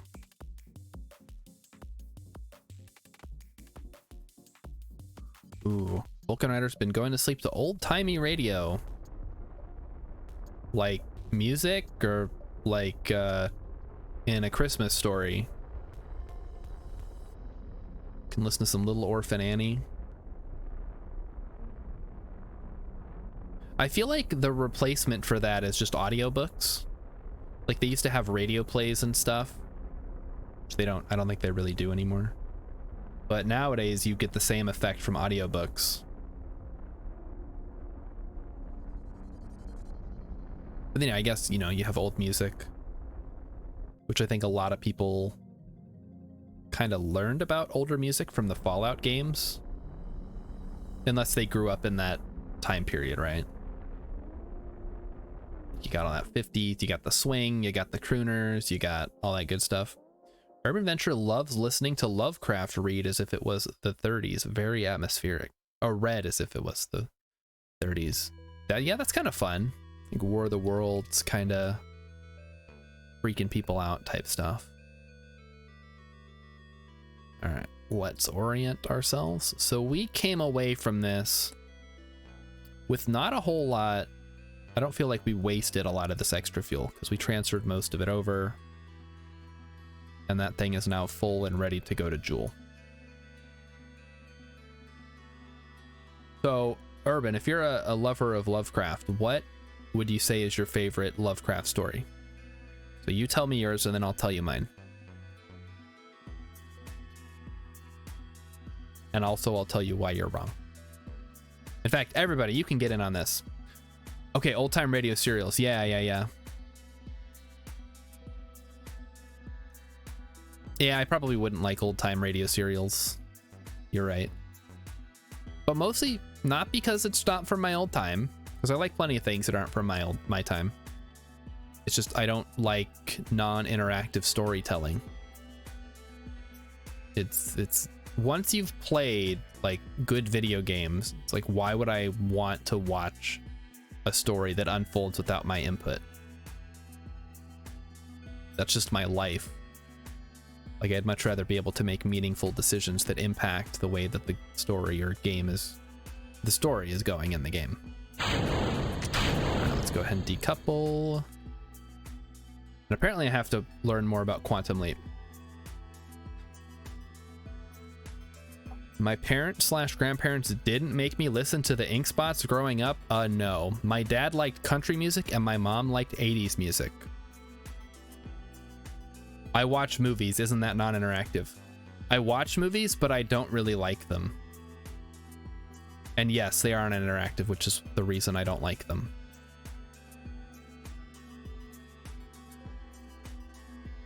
I kind of have to force myself to watch movies because I know Emmykins likes them. And it's like a fun husband-wife date night. You've only ever listened to Shadow over Innsmouth and currently listening through the Dunwich Horror. Okay. So you haven't done Color Out of Space, you haven't done Cold Air, you haven't done The Mountains of Madness. Okay. But you know, there aren't really most of the major ones that you're going to know about. Wait, I've read books too? No, I've never read a book. Well, I used to read Choose Your Own Adventure books. Those were a lot of fun. But they don't really have the same impact these days, I don't think. They're very limited on what they can do.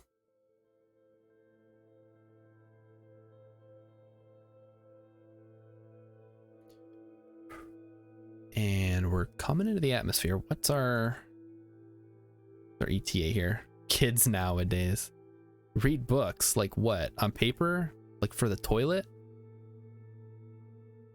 Yeah. I'm sure there are kids that like books. I did read books as a kid because I didn't have that many games back then. And games back then were also a lot simpler. There wasn't a whole lot complex going on under the hood of Sonic the Hedgehog. Like he goes fast and fights robots. Whereas nowadays, you know, obviously KSP is not a great example, although that's more of a you make your own story kind of game. But look at something like Stellaris, where you're a fledgling empire growing into a mighty interstellar empire. That has all kinds of storytelling potential, and you choose how you're going to expand. You choose how you interact with the other empires. And it's just it's a great time. You really feel like you're having an impact on the game world. And I feel like that's one of the criticisms I actually have against Mass Effect, which is lauded for its storytelling, but ultimately falls flat at the end. Well, in my opinion anyways. So I think, I don't know how to describe it. Like games with a looser narrative. So any game with a voiced protagonist, I think really limits the potential of storytelling. Which is why I would say like Fallout 3 and Fallout New Vegas are better than Fallout 4, although that's, you know, you could chalk that up to many different things. A looser, more bendable story. Yeah. Like I don't know exactly how to describe what I'm looking for in a story. Like typically the games that I play don't really have a set story. But for example, let me try to think. Let's think of something like Deus Ex, right? It has a story and the levels are relatively linear, but the options to approach each level there are several of them, depending on how you decide to skill yourself. It's like it's a role-playing game, basically. So I think trying to emulate the power of improv in like a tabletop role-playing game is, yeah, okay. So Skid and Bop makes a great point. I want a story where the things the players do affect the story. Yes. So you say player based, so I assume you're going to now say, well, you know, in X MMO, yada yada yada. But I can't play MMOs anymore because I will get addicted and do literally nothing else. Oh no, you weren't. Okay, thank goodness. Well, if you would just play MapleStory. But yeah, I like games where you, the player, have an impact on the world. Or alternatively, the things you do don't have an impact on the world because they're on such a small scale that it doesn't matter. But as long as the gameplay is fun, it doesn't really make a difference to me.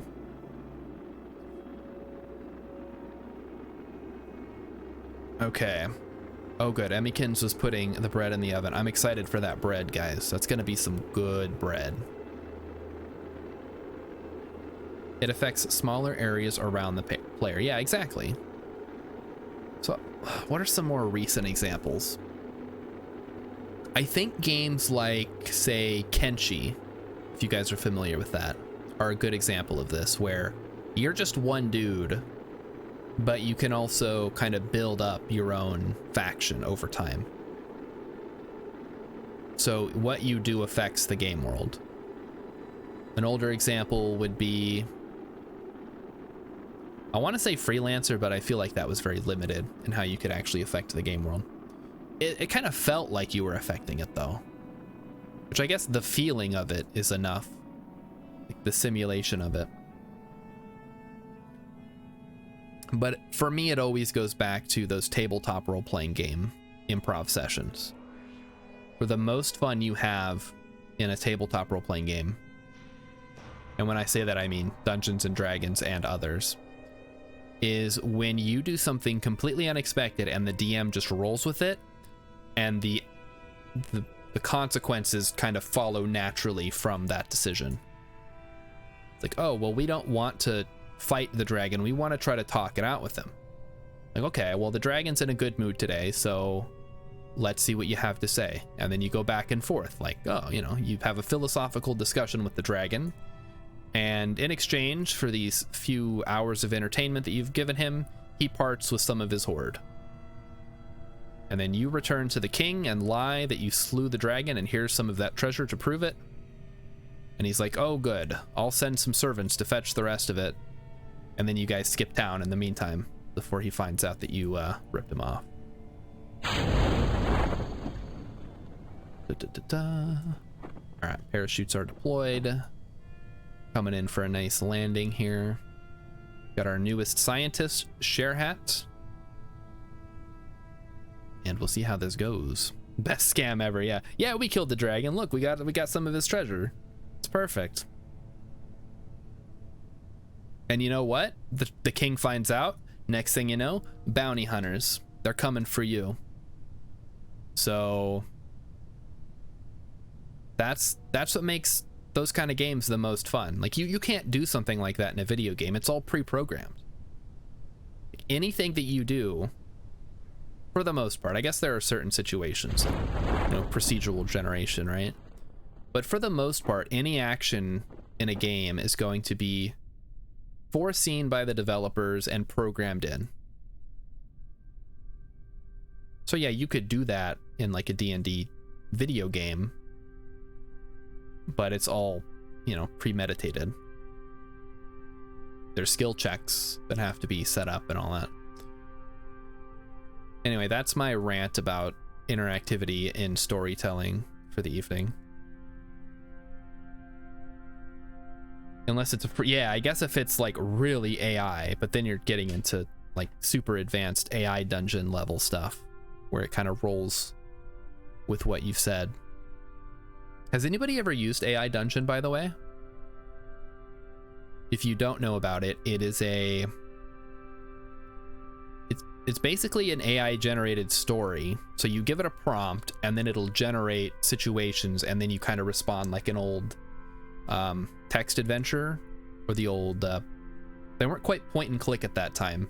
Like they had little command lines you would type in your actions. So Vulcan, you're probably familiar with these, but it's like that, and it generates things on the fly using the artificial intelligence. Now it's typically pretty nonsense, but you know, it's a good example of what could potentially happen in the future with a more refined design for that. You could, you know, put together rules, it could generate encounters and give you skill checks on the fly. Could be good.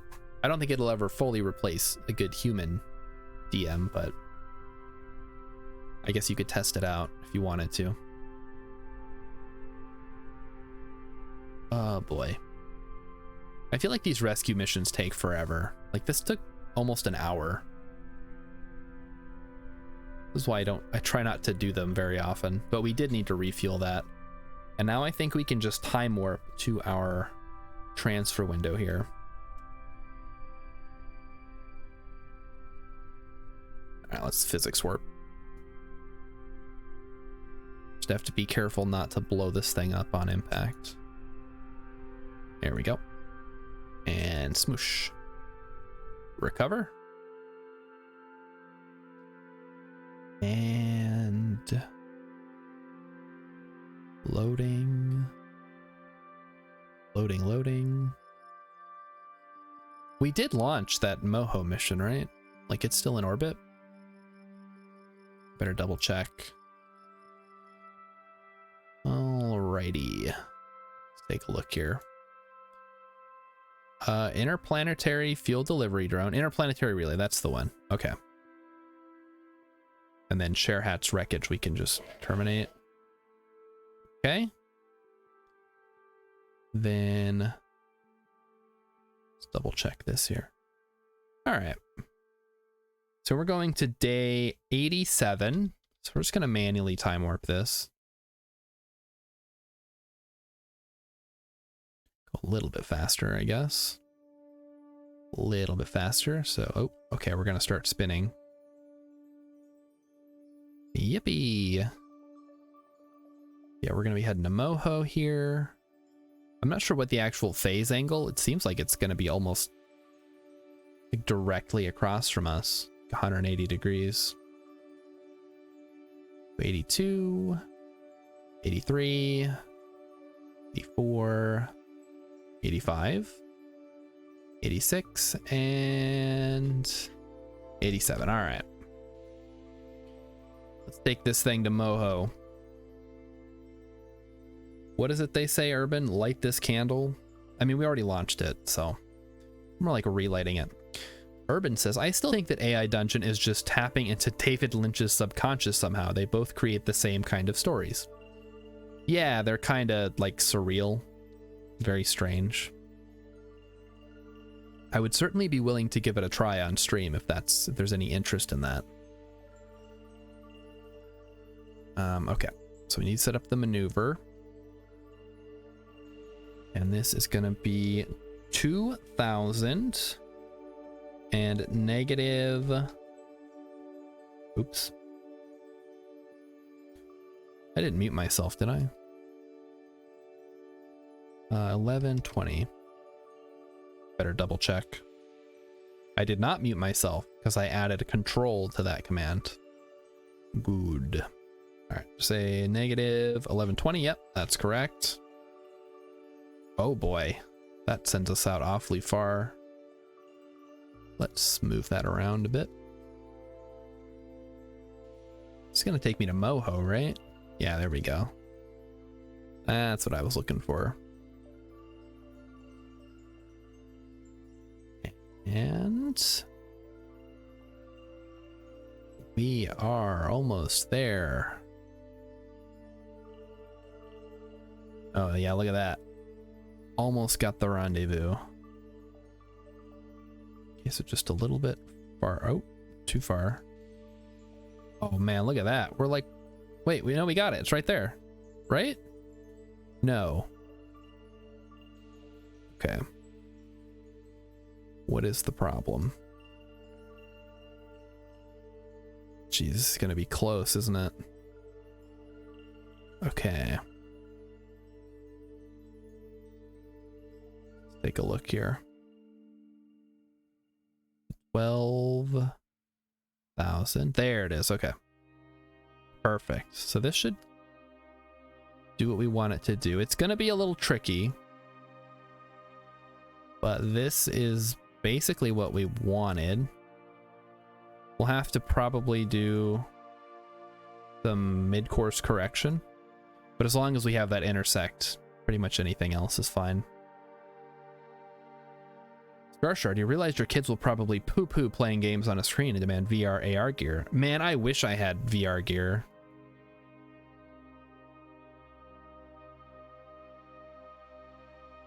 And oh, I've never seen I've seen The Matrix.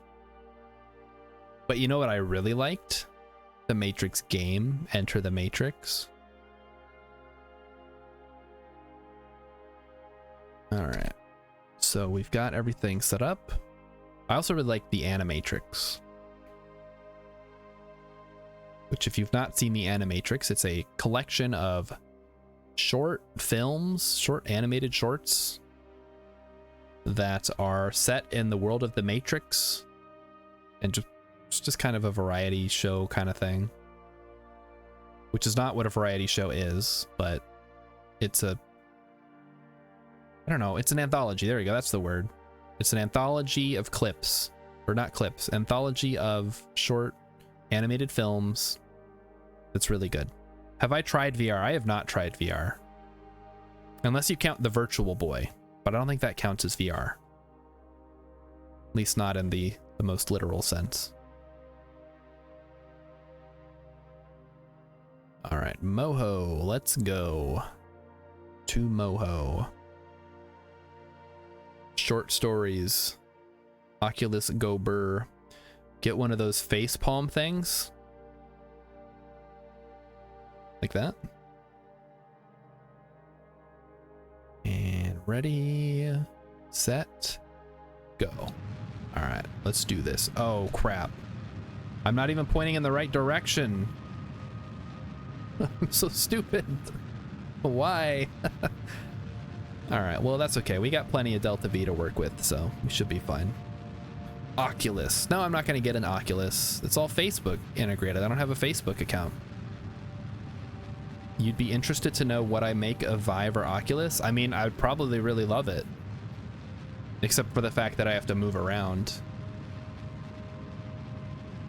And I don't... like, we've talked about my space situation, right? Like, I'm crammed into the corner of the living room here. The rest of the living room isn't that big. Like, there's not enough room to do VR. I'd be running into cat trees and furniture constantly. I need to get one of those treadmill things, like the omnidirectional treadmills. That would probably solve my problem.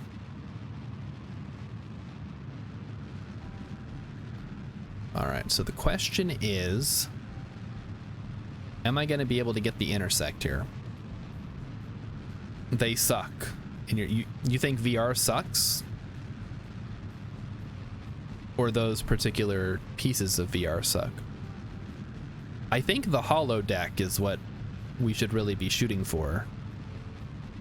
But, you know, obviously that's a very large, expensive piece of equipment. Oh, the omnidirectional things? Yeah, I mean, I guess. I'm hoping that they improve over time. Because either that or I need to get a bigger house with a room that I can dedicate to VR. But good luck with that.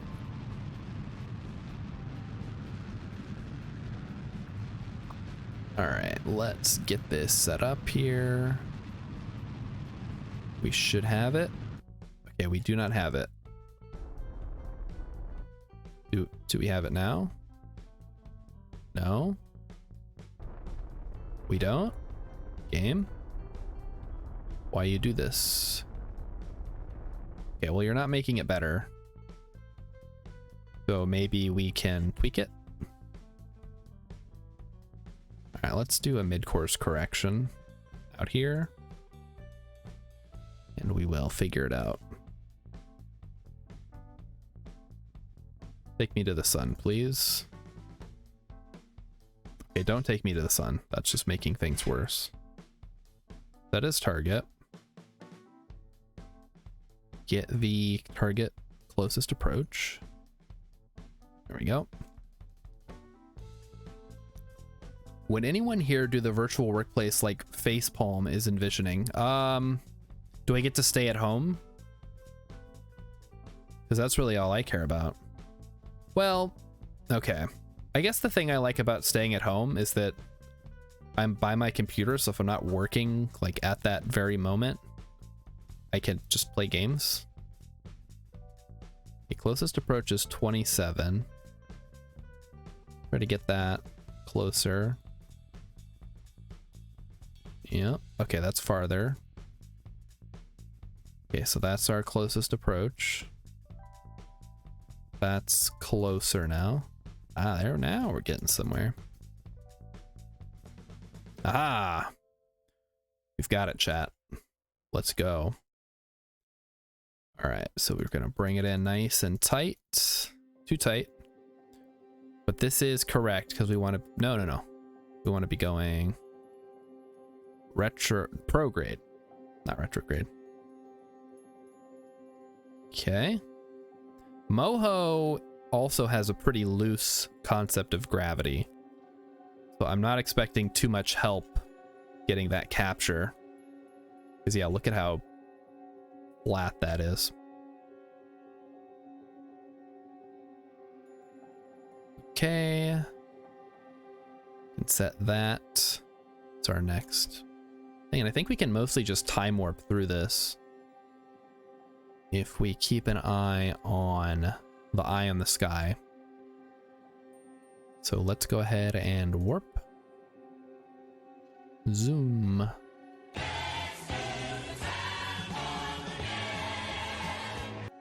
You're 0 for 2 on Moho missions?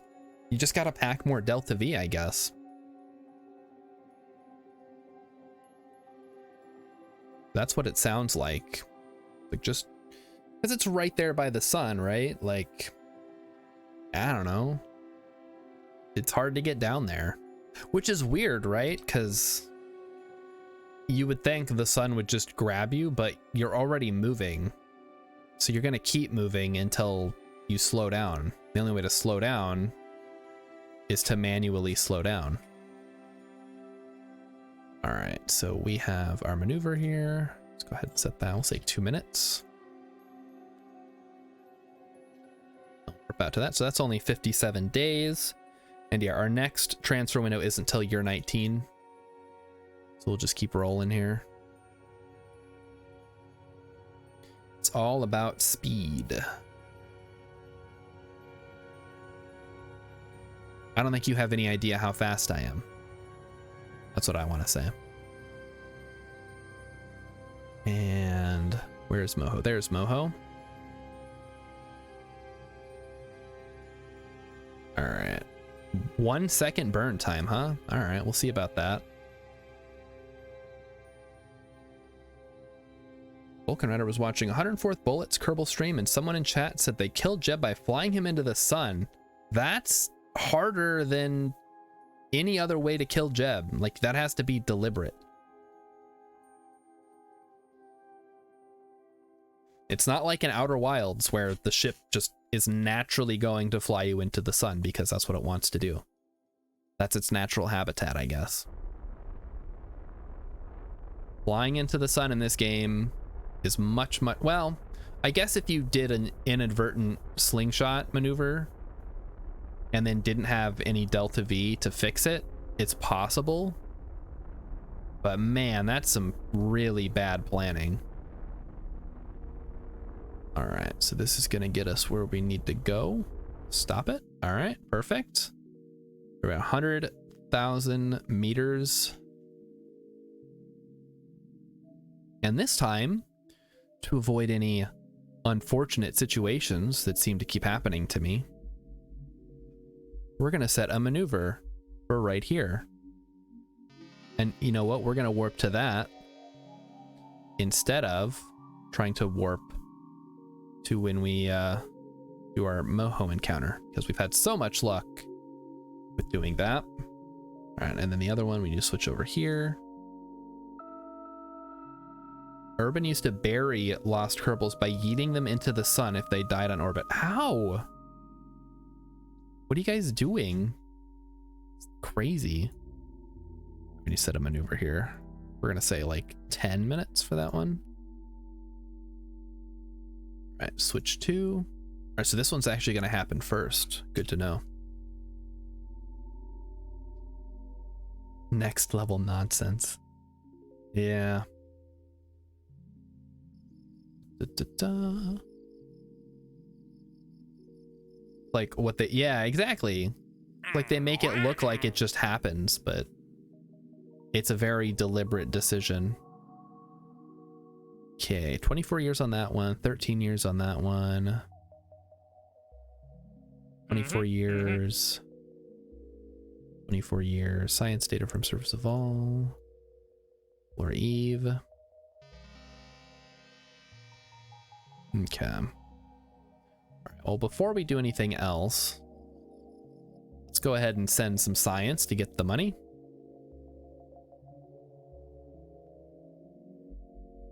Head over to the Dun station, which has lots of juicy science for us to send.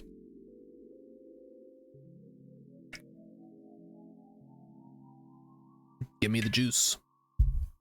Let's send it. Report.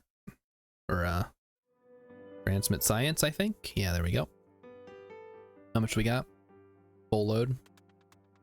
This is just going to be free money. Let's keep an eye on our money. So we're at 3,365,000. We're going to see what this puts us at.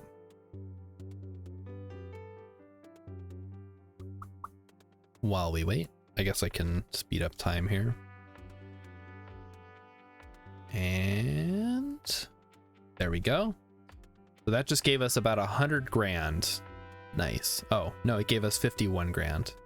That's it? Oh, that sucks. Thought I was going to be breaking in the big bucks here. All right. So for every full load of science, we get 50 grand and that's it. Huh. And let's check here. I already looked at this. What am I doing? How much? Wait, how much for science data from the month? Only 38 grand, huh?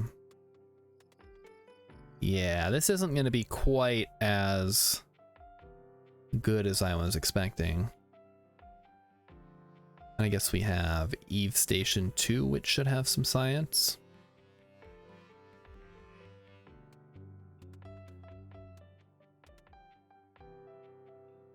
These loading times, this is kind of unusual. Oh, wait, no, this is the one. No, this is the wrong one, right? This is the one that's in retrograde orbit. Yeah. Okay, this is the one. The original Eve station is the one that is in prograde orbit. Keep mixing up east and west. It's not a good look. All right, looks like we might have a full load of science here. No, we do not. Okay. Are we actually out of science on Eve? So we are. Crew report? Oh, wow. All right. Well, we'll send it. A little lackluster, though. West. Yeah, I was going west. I should have been going either east or west, but not west. One of these things is not like the other.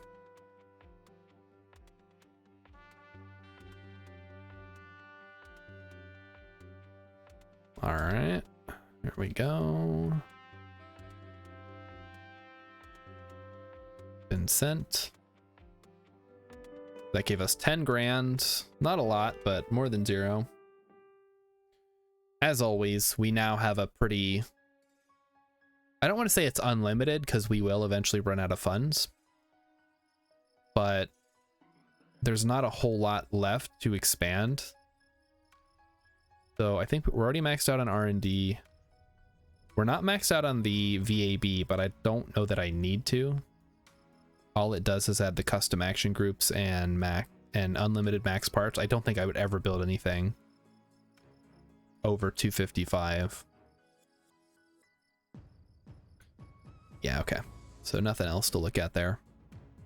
We will eventually unlock everything to complete the game. But at the moment, let's check in on the Joule station. And see if we can send any info from here.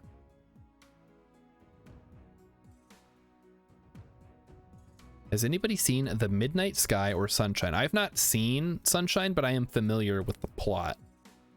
It's where they have to fly into the sun, or fly to restart the sun, right? We gotta restart the sun, guys. Don't you understand? The sun is going out.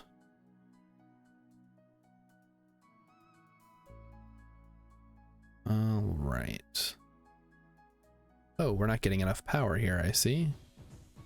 Well, that's interesting. Stop the research. Stop it. We need to get power to send out the stuff. Outer Wilds lore was heavy as F. Yes, Outer Wilds is great. There's so much going on. So I'll just come out and say that's my favorite game of all time currently. There's just so much going on, and it's all presented in a way that you can approach it however you want, which is exactly what I'm looking for in a game. And there we go. The solar, yeah, once we need to get those RTGs out here as soon as possible. Let's see if we can transmit the science. Perfect. Okay. Fire up the research again and head back. So if you want an example of the kind of game that I'm looking for when I say that I like games that involve player interactivity, that's right up there on the list. Okay. Right, still the same missions. I don't know why I keep looking. And then our next one up is this one. So let's head over there, and then we'll go ahead and warp to maneuver. Get that knocked out. Zoom it out. And warp to next. So here we go. So we have this maneuver to make to lower our orbit, and then we have the interplanetary relay going to Moho. And hopefully it doesn't fail like Urban's missions have. And all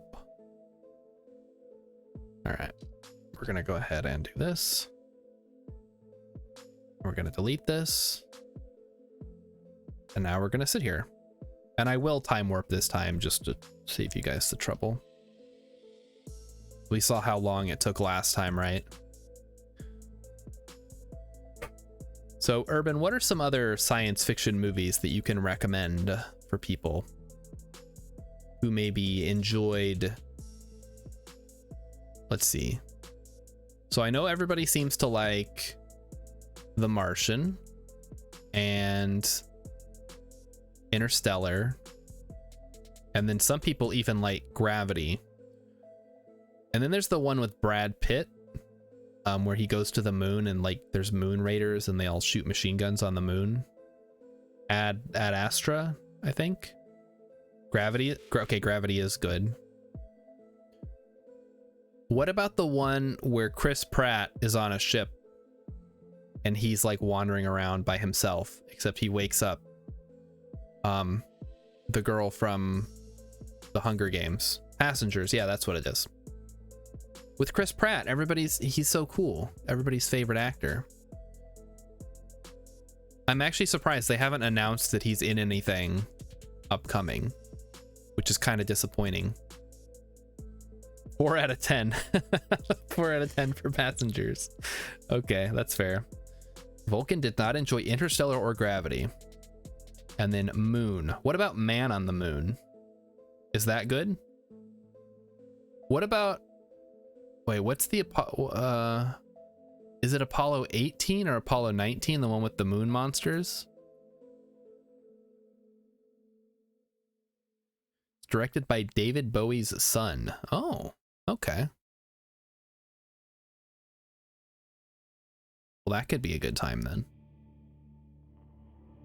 And then there was Moonfall, which is about the moon crashing into the earth, like some kind of weird Majora's Mask plot. You would recommend a series, but I would likely never. Well, it's not just for me, it's just for everybody in the chat. Then Apollo 13 is great, but not sci-fi. True. It's just sci, or like historical, whatever. Historical drama, something.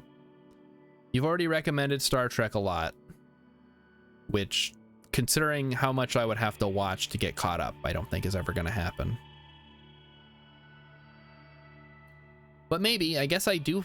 Oh no, wait, we don't have CB. That's like one of the only streaming services we don't have, so we can't watch all the old Star Trek. Well, I mean, we could. Anybody who plays Kerbals should watch For All Mankind. Yeah, okay. He's gonna say For All Mankind. I feel like I heard something about that show.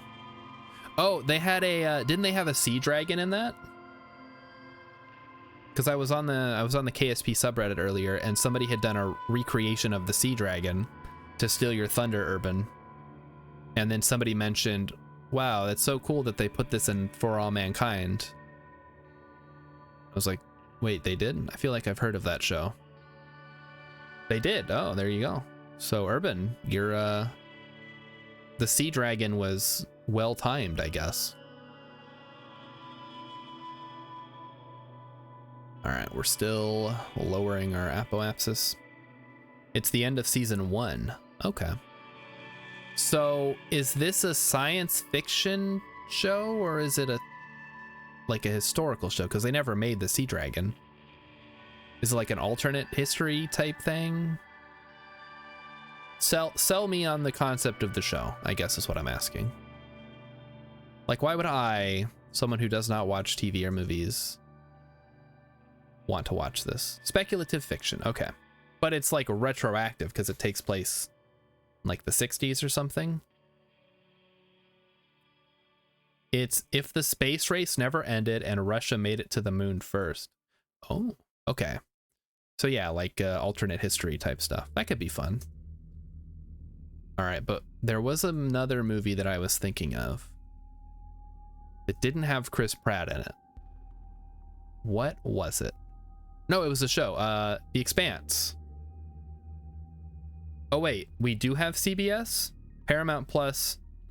Wait, what happened to CBS All Access? Is that a different thing? Did they get molded together? Did I miss something? Then I guess we do have access to Star Trek, so I don't really have an excuse. The Expanse is pretty good. All right, that's high praise coming from Urban, who gave Passengers a 4 out of 10. He grades on a very difficult curve. They changed it to Paramount Plus to include more stuff. Oh, okay, so I do have access to it then. Well, that's great. Now I can replace movie night with Star Trek night. Ronald D. Moore is its creator. He did Battlestar Galactica, the original or the remake? And Deep Space Nine. Nice. I know you like Deep Space Nine, which I'm also interested in checking out, but I'll have to watch all the Star Trek first. The remake, okay. A 6.4. What is the decimal for? What are you grading this on? Is it like the old video game reviews where it had like sound, story, gameplay? I don't even know what they used to grade video games on. Now it's just a number. 8 out of 10. A little something for everyone. The game crashes a lot, but when I can play, it's pretty fun. 8 out of 10. The game barely functions, but the copy they sent me was free. 8 out of 10. Don't watch anything below a 6.9. 69, dudes! Okay, that's fair. Okay, but you can't give it a 6.4 because the 0.4 comes from the averaging of everybody's score.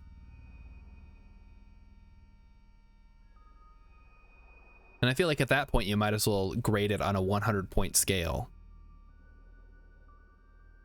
where it's like 20% something, 20% other thing. 20% skill, 20% pain, 20% reason to remember the name. Urban is his own average. That's true. You can give it what you want, but I'm gonna call you out on it. I would give Outer Wilds a 10 out of 10. 64 out of 10. Okay. Yeah, that is just math. I don't know how you arrived at that score. In America, that or at least the American school system, that would be a D, which is, I guess, is technically passing. Which it seems silly to grade based on a 100-point scale when 60% of the scale is not used. But I guess I'm not an education expert. Maybe that's just how it works. All right, how is this going here? I'm not telling people how to rate movies. I'm just telling them that they need to explain their system.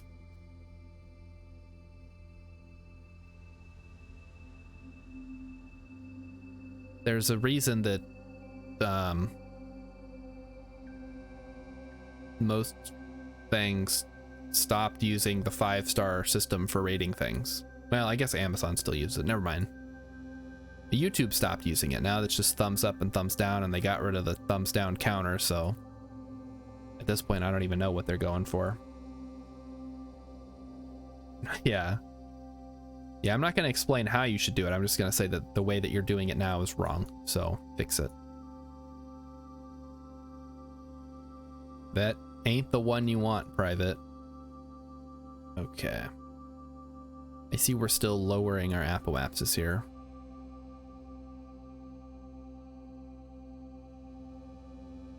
I'm really curious as to what point I can stop doing this. I thought it would be like a 10% difference, but we're already there. Maybe we can turn that off and then... Nope, still going. Yeah.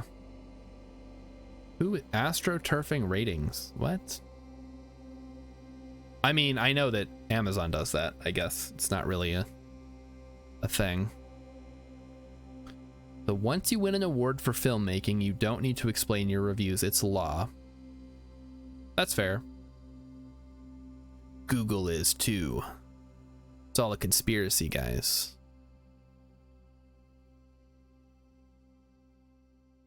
Vulcan, you should really play Deus Ex. I think you would enjoy it. Oh, okay, I stopped burning here. I should probably keep rolling. And up, up, up. There we go. What is it? It's an immersive sim, is what they call it. It's basically an RPG. And it takes place in the 2050s, I think. It's like a cyberpunk kind of aesthetic. And it's all very... The prequel to... Yeah, kind of. It's like the better version of what cyberpunk could have been.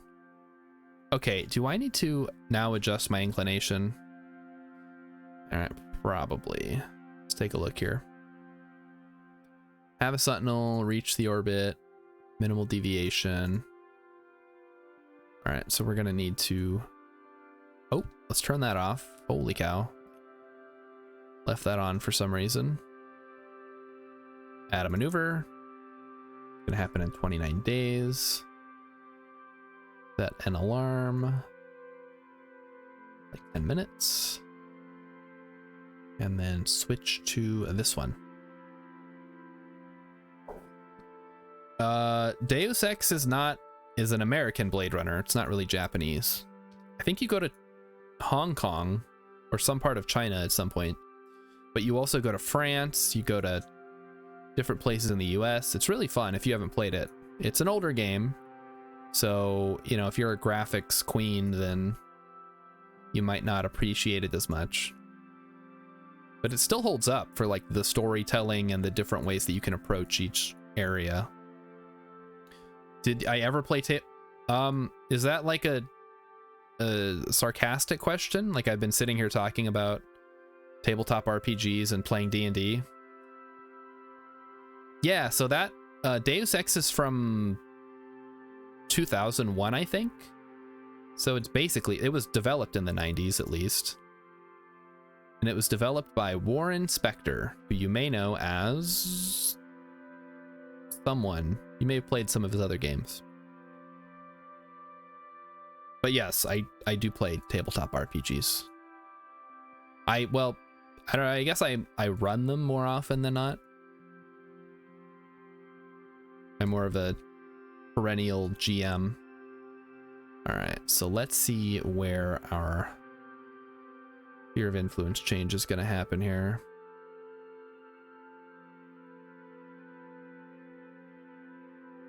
Now that it's disappeared from the map, frustratingly. All right, let's speed it up here.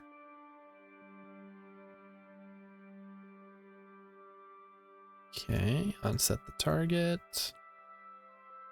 Does anybody know why this happens? Like, I had the intersect. I know I'm going to enter the sphere of influence. It just disappeared for no reason.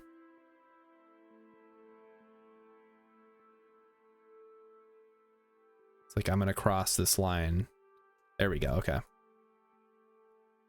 Or at least it didn't change where I was going to cross, right? Let's take a look here. You've initiated the first flyby of Moho. Give me money. The 2000, yeah, this is the original one. I'm not talking about Human Revolution, which is definitely more anime-ish. Okay. So we're coming up on our periapsis. Let's go ahead and manually warp to that. And I guess we should see how much we have to burn to get any kind of orbit here. It's a lot, but not that much. Like, we definitely brought enough to do it. Looks like a 2.5 minute burn-ish. So let's get ready. All right. Feet are planted firmly on the floor. Hands are in place. Let's point at the thing. And we should be good as far as signal goes. So Vulcan, why do you ask about tabletop RPGs? Are you interested in hearing my thoughts on D&D 5th edition? I don't think you guys can handle my thoughts on 5th edition. All right, 1 minute. So we'll say 1 minute 15 seconds is when we'll start the burn. And then we'll kind of have to eyeball it from there.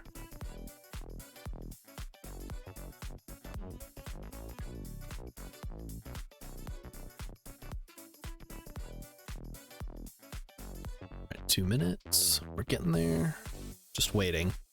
Did I make the sacrifice to the Kraken? No, I think this one's pretty Kraken proof.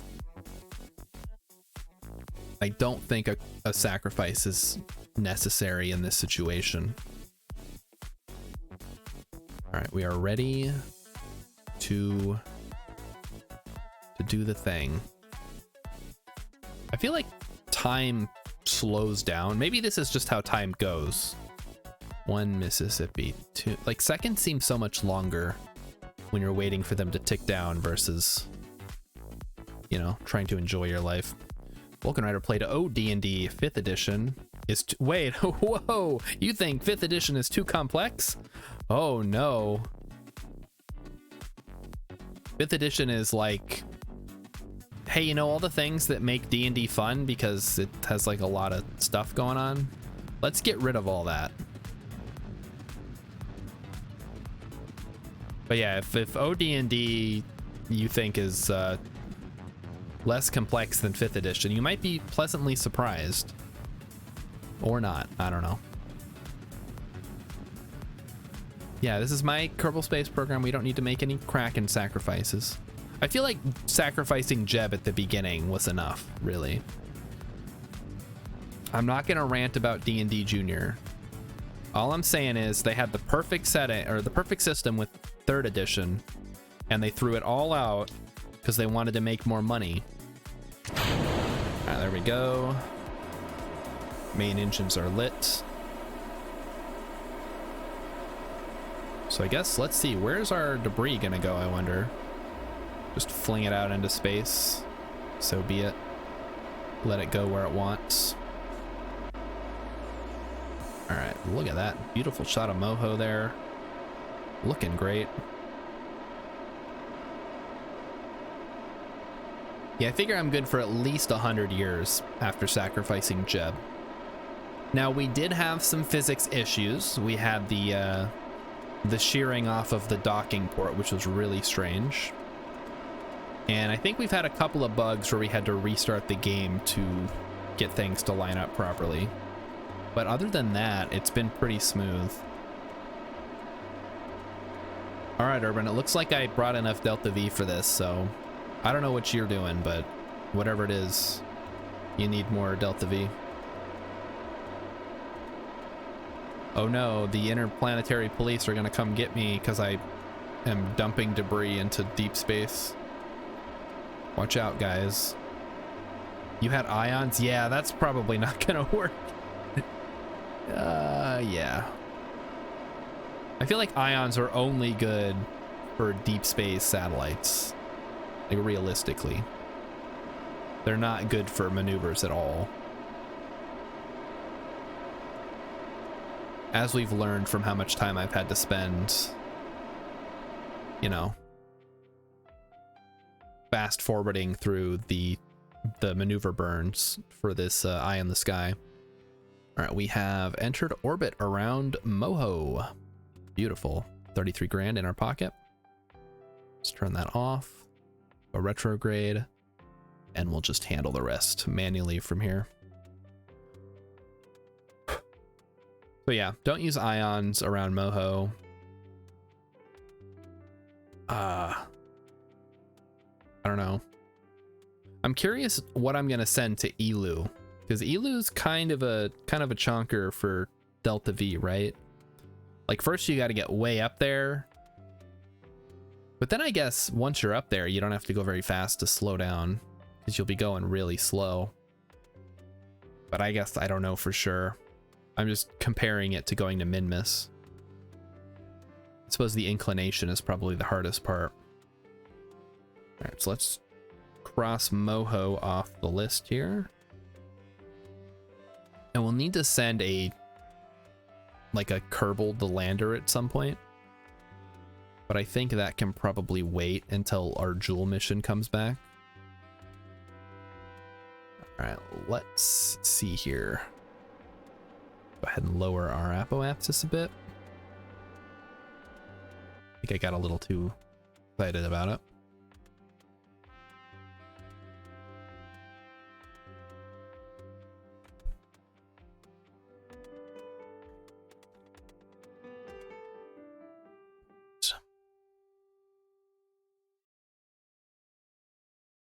And we're gonna keep rolling here. All right, so we got about 30 minutes to go. Let's see what we can knock out in the next half hour. I think we can probably launch our Dres relay and have that set up. And the reason I'm doing all this relay stuff is because we've seen what happens when I don't have a good relay in place. And maybe this only applies to Joule, really, because of all the different moons and all the ways that your signal can get blocked. But I would like to test sending out probe stuff before I send big manned stuff, if that makes any sense. So basically what Urban does. All right, so our Dres window is year 19, day 169. 69, dudes! Thanks, Bill and Ted. In terms of Delta V, Elu mission seems similar to a Joule mission, around 7,000 meters per second. Okay, good to know. To build a big chonkin' boy and just send it out there with a lot of fuel. And bring drop tanks. I think drop tanks are probably my signature thing. Like, yeah, just bring extra fuel and then dump it when you're done. It works great. Like, yeah, you make space junk, but space is big and you can always just delete it in the mission tracker thing. And don't use solar. Yeah, exactly. So that I kind of learned the hard way on Joule. But hey, we're in Moho, so solar works great. We can send off some temperature studies. Let's do that now. That'll get us some money. This will also get us some money. Not a lot, mind you. But, you know, 4,000 funds is nothing to sneeze at. For basically free. Litter bug. Yeah. Look, if NASA can do it, so can I.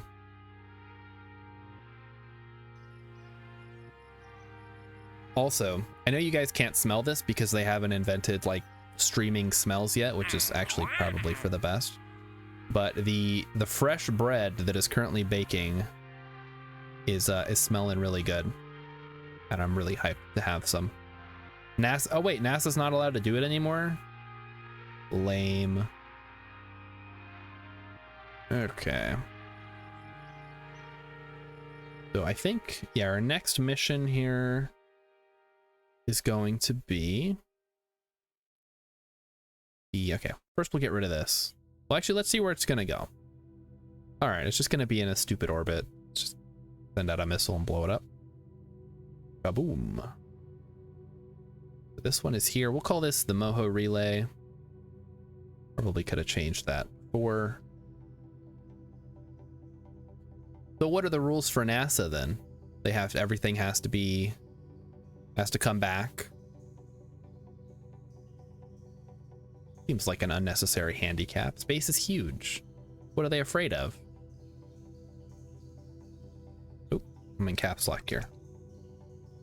Moho relay, accept. Ooh.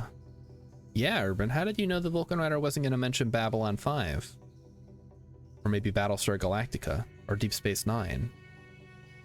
They are meant to destroy anything they can or guarantee it won't interact with the planet to eliminate the chance of contaminating a planet with Earth life. Oh. Very prime directive of them. If a bit overly cautious.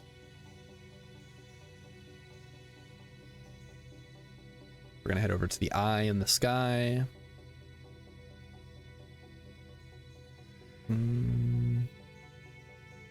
Switch to.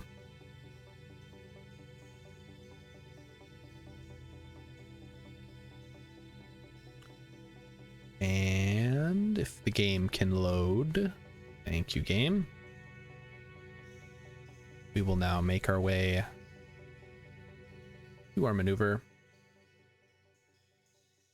There we go. And it's slowing down. In this case, we're coming to an ascending node, so we want to go anti-normal, I believe. So once this finishes up.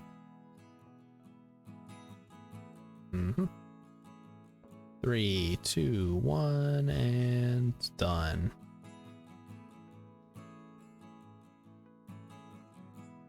All right, so anti-normal. Just keep an eye on our ascending node. There we go. All right, so that's all we needed to do. Now we just need to leave this in orbit and hope that it doesn't get flung out into the solar system by Moho or crash into Moho over the next couple of orbits. All right, good enough. Back to the Space Center. Ooh, Vulcan Rider hasn't watched The Expanse. You were going to start, but then you got hooked on some insomniac British chap playing Kerbal. Oh, okay. I know who that is. Yeah, streaming has kind of replaced TV for me. So, you know what? I say I don't like interactive stuff, but... well, that's not true, because streaming is interactive. Like, there's a lot of back and forth with the chat, right? At least with a good stream. Alright, no new stuff. Is there anything we need to check in on? I think our Joule missions are still doing just fine. The Vol scanner is okay, that doesn't need to do anything. The Joule miner is still just aimlessly orbiting around Joule. And then this thing doesn't get to leave for another 2 years. Fun. All right, let's send up a Dres thing.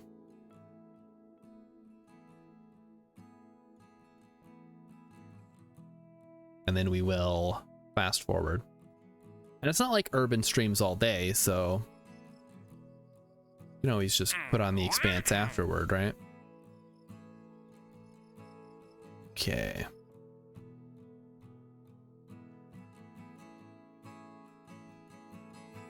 And also, from what I understand, the Expanse is based on a book series, so you could just read the book.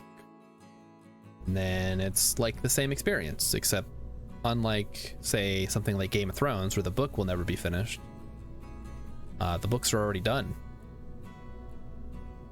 All right, we're sending up the interplanetary relay. That's the one. Let's launch it up.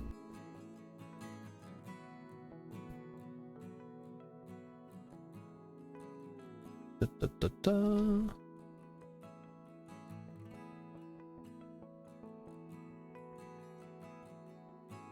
So, Urban, when are you going to let's see. Do streamers still go to conventions? Is that a thing? Because I feel like one of my favorite stories from my favorite streamer is that the time he met my other favorite streamer at Too Many Games. Like, does that still happen? Do they still do Too Many Games? Is that something I could go to and meet people and other interesting streamers, do collabs with?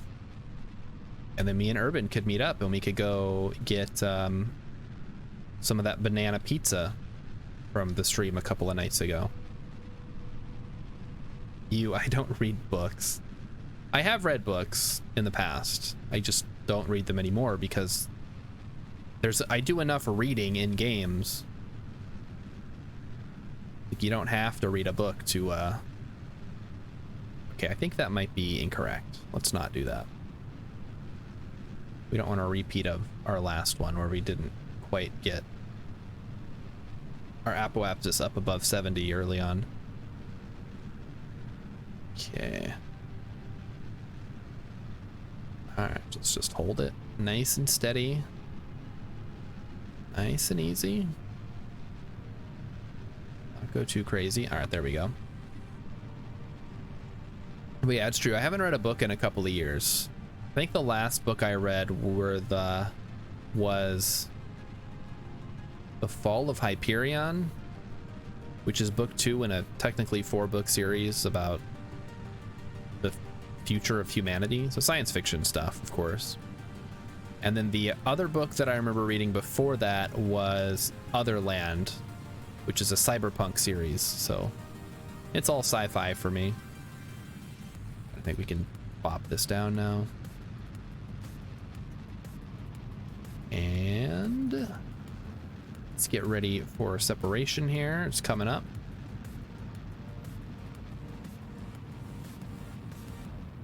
Okay, let's drop the engine speed. Hey, it's King Akira. Hello, how am I? I are good. How are you? Look, guys, it's King Akira. Urban's here. Vulcan Rider's here. All the regulars. I think we had some other people in here earlier too. It was great. And I was talking today about how I watched Parasite. And since you're here now, I can tell you that I did not like it. Sorry if you like it.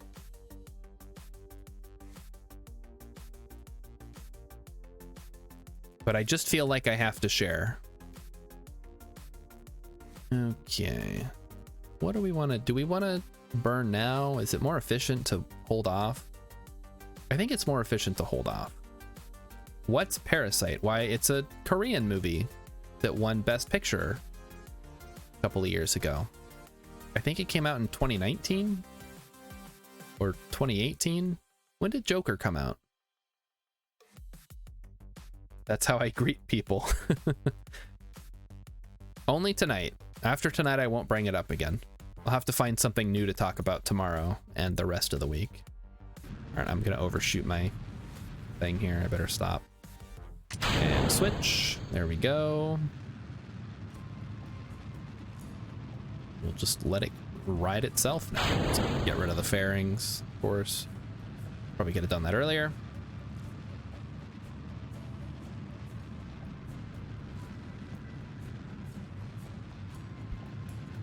Well, King Akira, I hope you're having a great morning over there in Japan, and everything's doing good.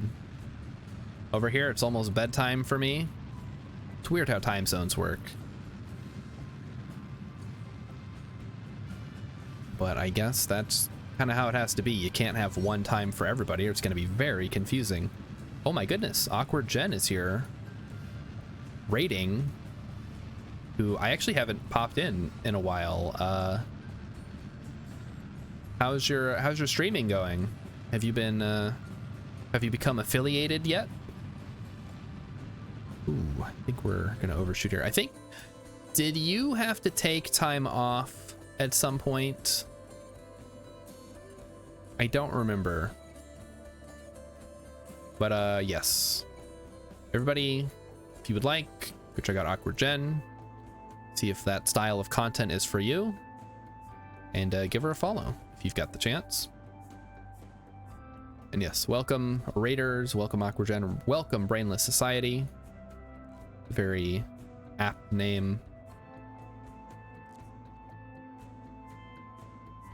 We're just gonna cruise up. I'd say like 20 seconds out. And then, all right, so Awkward Jen says, I've been good. Not yet, but you did hit 50 followers. Oh, that is exciting. That's great. So you can hopefully get that paperwork all taken care of. For me, it took a bit of time. And by a bit of time, I mean like a day. So don't freak out if it doesn't go through right away. Just give it like a couple hours. I look forward to the emotes and the other stuff. I know I had a lot of fun with the Pigman emote that everybody seems to like. And I have more in the works. Ooh, okay, I don't want to overshoot, so if I ignore chat for a few seconds here, please forgive me. There's been too many times where I overshoot because I was distracted by chat. Okay, that's maybe a little too much. Let's bring it down a little bit. Hang on, what is this? Rue. Who is Rue? What the heck? Admiral Baru, who is currently live, has that adorable panda emote. Neat. Listen, I only blame chat when you guys are saying stuff, and that's good. I want chat to be so active that it distracts me from the game. That's how I know you guys are having fun. It's like a self-generating, self-perpetuating system. You guys talk, I see it, I talk, I get distracted. That causes more things to happen. And it just keeps going until I crash the ship and kill Jeb. Just like the old days. Luckily, we're not doing any manned missions right now, so Jeb is safe. Oh boy, you get to go into work tomorrow to clean out your desk. Ooh, how exciting.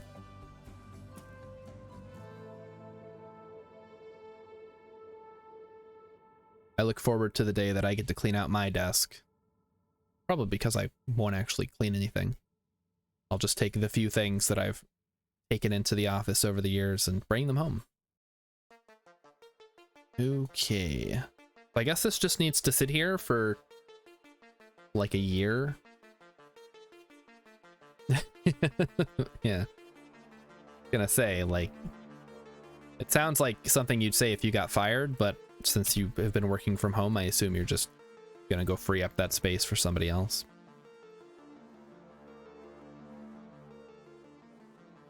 Ooh, it's gonna cost you 20 bucks in gas to go all the way to work. That sucks.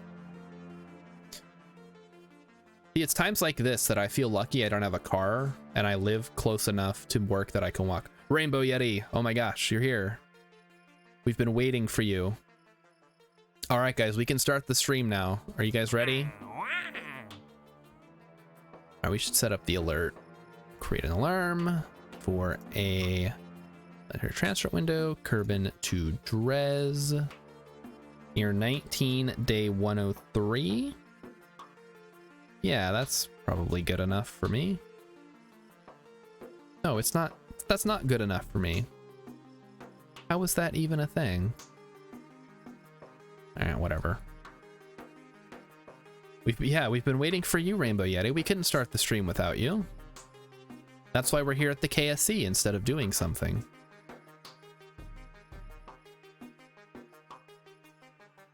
Okay. So my bread has been delivered. I don't think there's any butter on it though. But here you go. This is what it looks like. It's kind of crumbly. It just got done. It just came out of the oven. Although I don't think it just came out of the oven because it's not very hot. So I assume it's been out for a bit. But I'm excited to nom down on this. I said I'm excited to nom down on this. I don't remember. Sorry guys, that was my producer asking me a question off stream. And with that, let's how did Emmykins hand that to me? Well, she drove over here from her house and dropped it off. The bread looks like bread. So I think we're at a good stopping point for tonight. So we will find somebody. Bear 989 is... Who the heck is Bear 989? They're hosting me. Well, I appreciate the host, Bear. I have no idea who that is. Yeah, you got to say hi. Yes, everybody have a great night. Let's see who is streaming. Oh my gosh, no. Okay, does anybody have someone that they would like me to raid? Because none of my normal peeps are streaming tonight. This is very unusual. Matt Com Art. All right. If Urban Venture recommends this guy, then I will send you guys his way. Thank you everybody for showing up and sharing in the Monday discussions and Kerbals. Remember, be back here tomorrow for chess and other stuff. We'll figure out. Grumpy Thumper will be here. You guys all know him. And he's great. He's very funny. And he's actually more knowledgeable about finance stuff than I am. So if you have any questions, you can ask him. All right, here we go.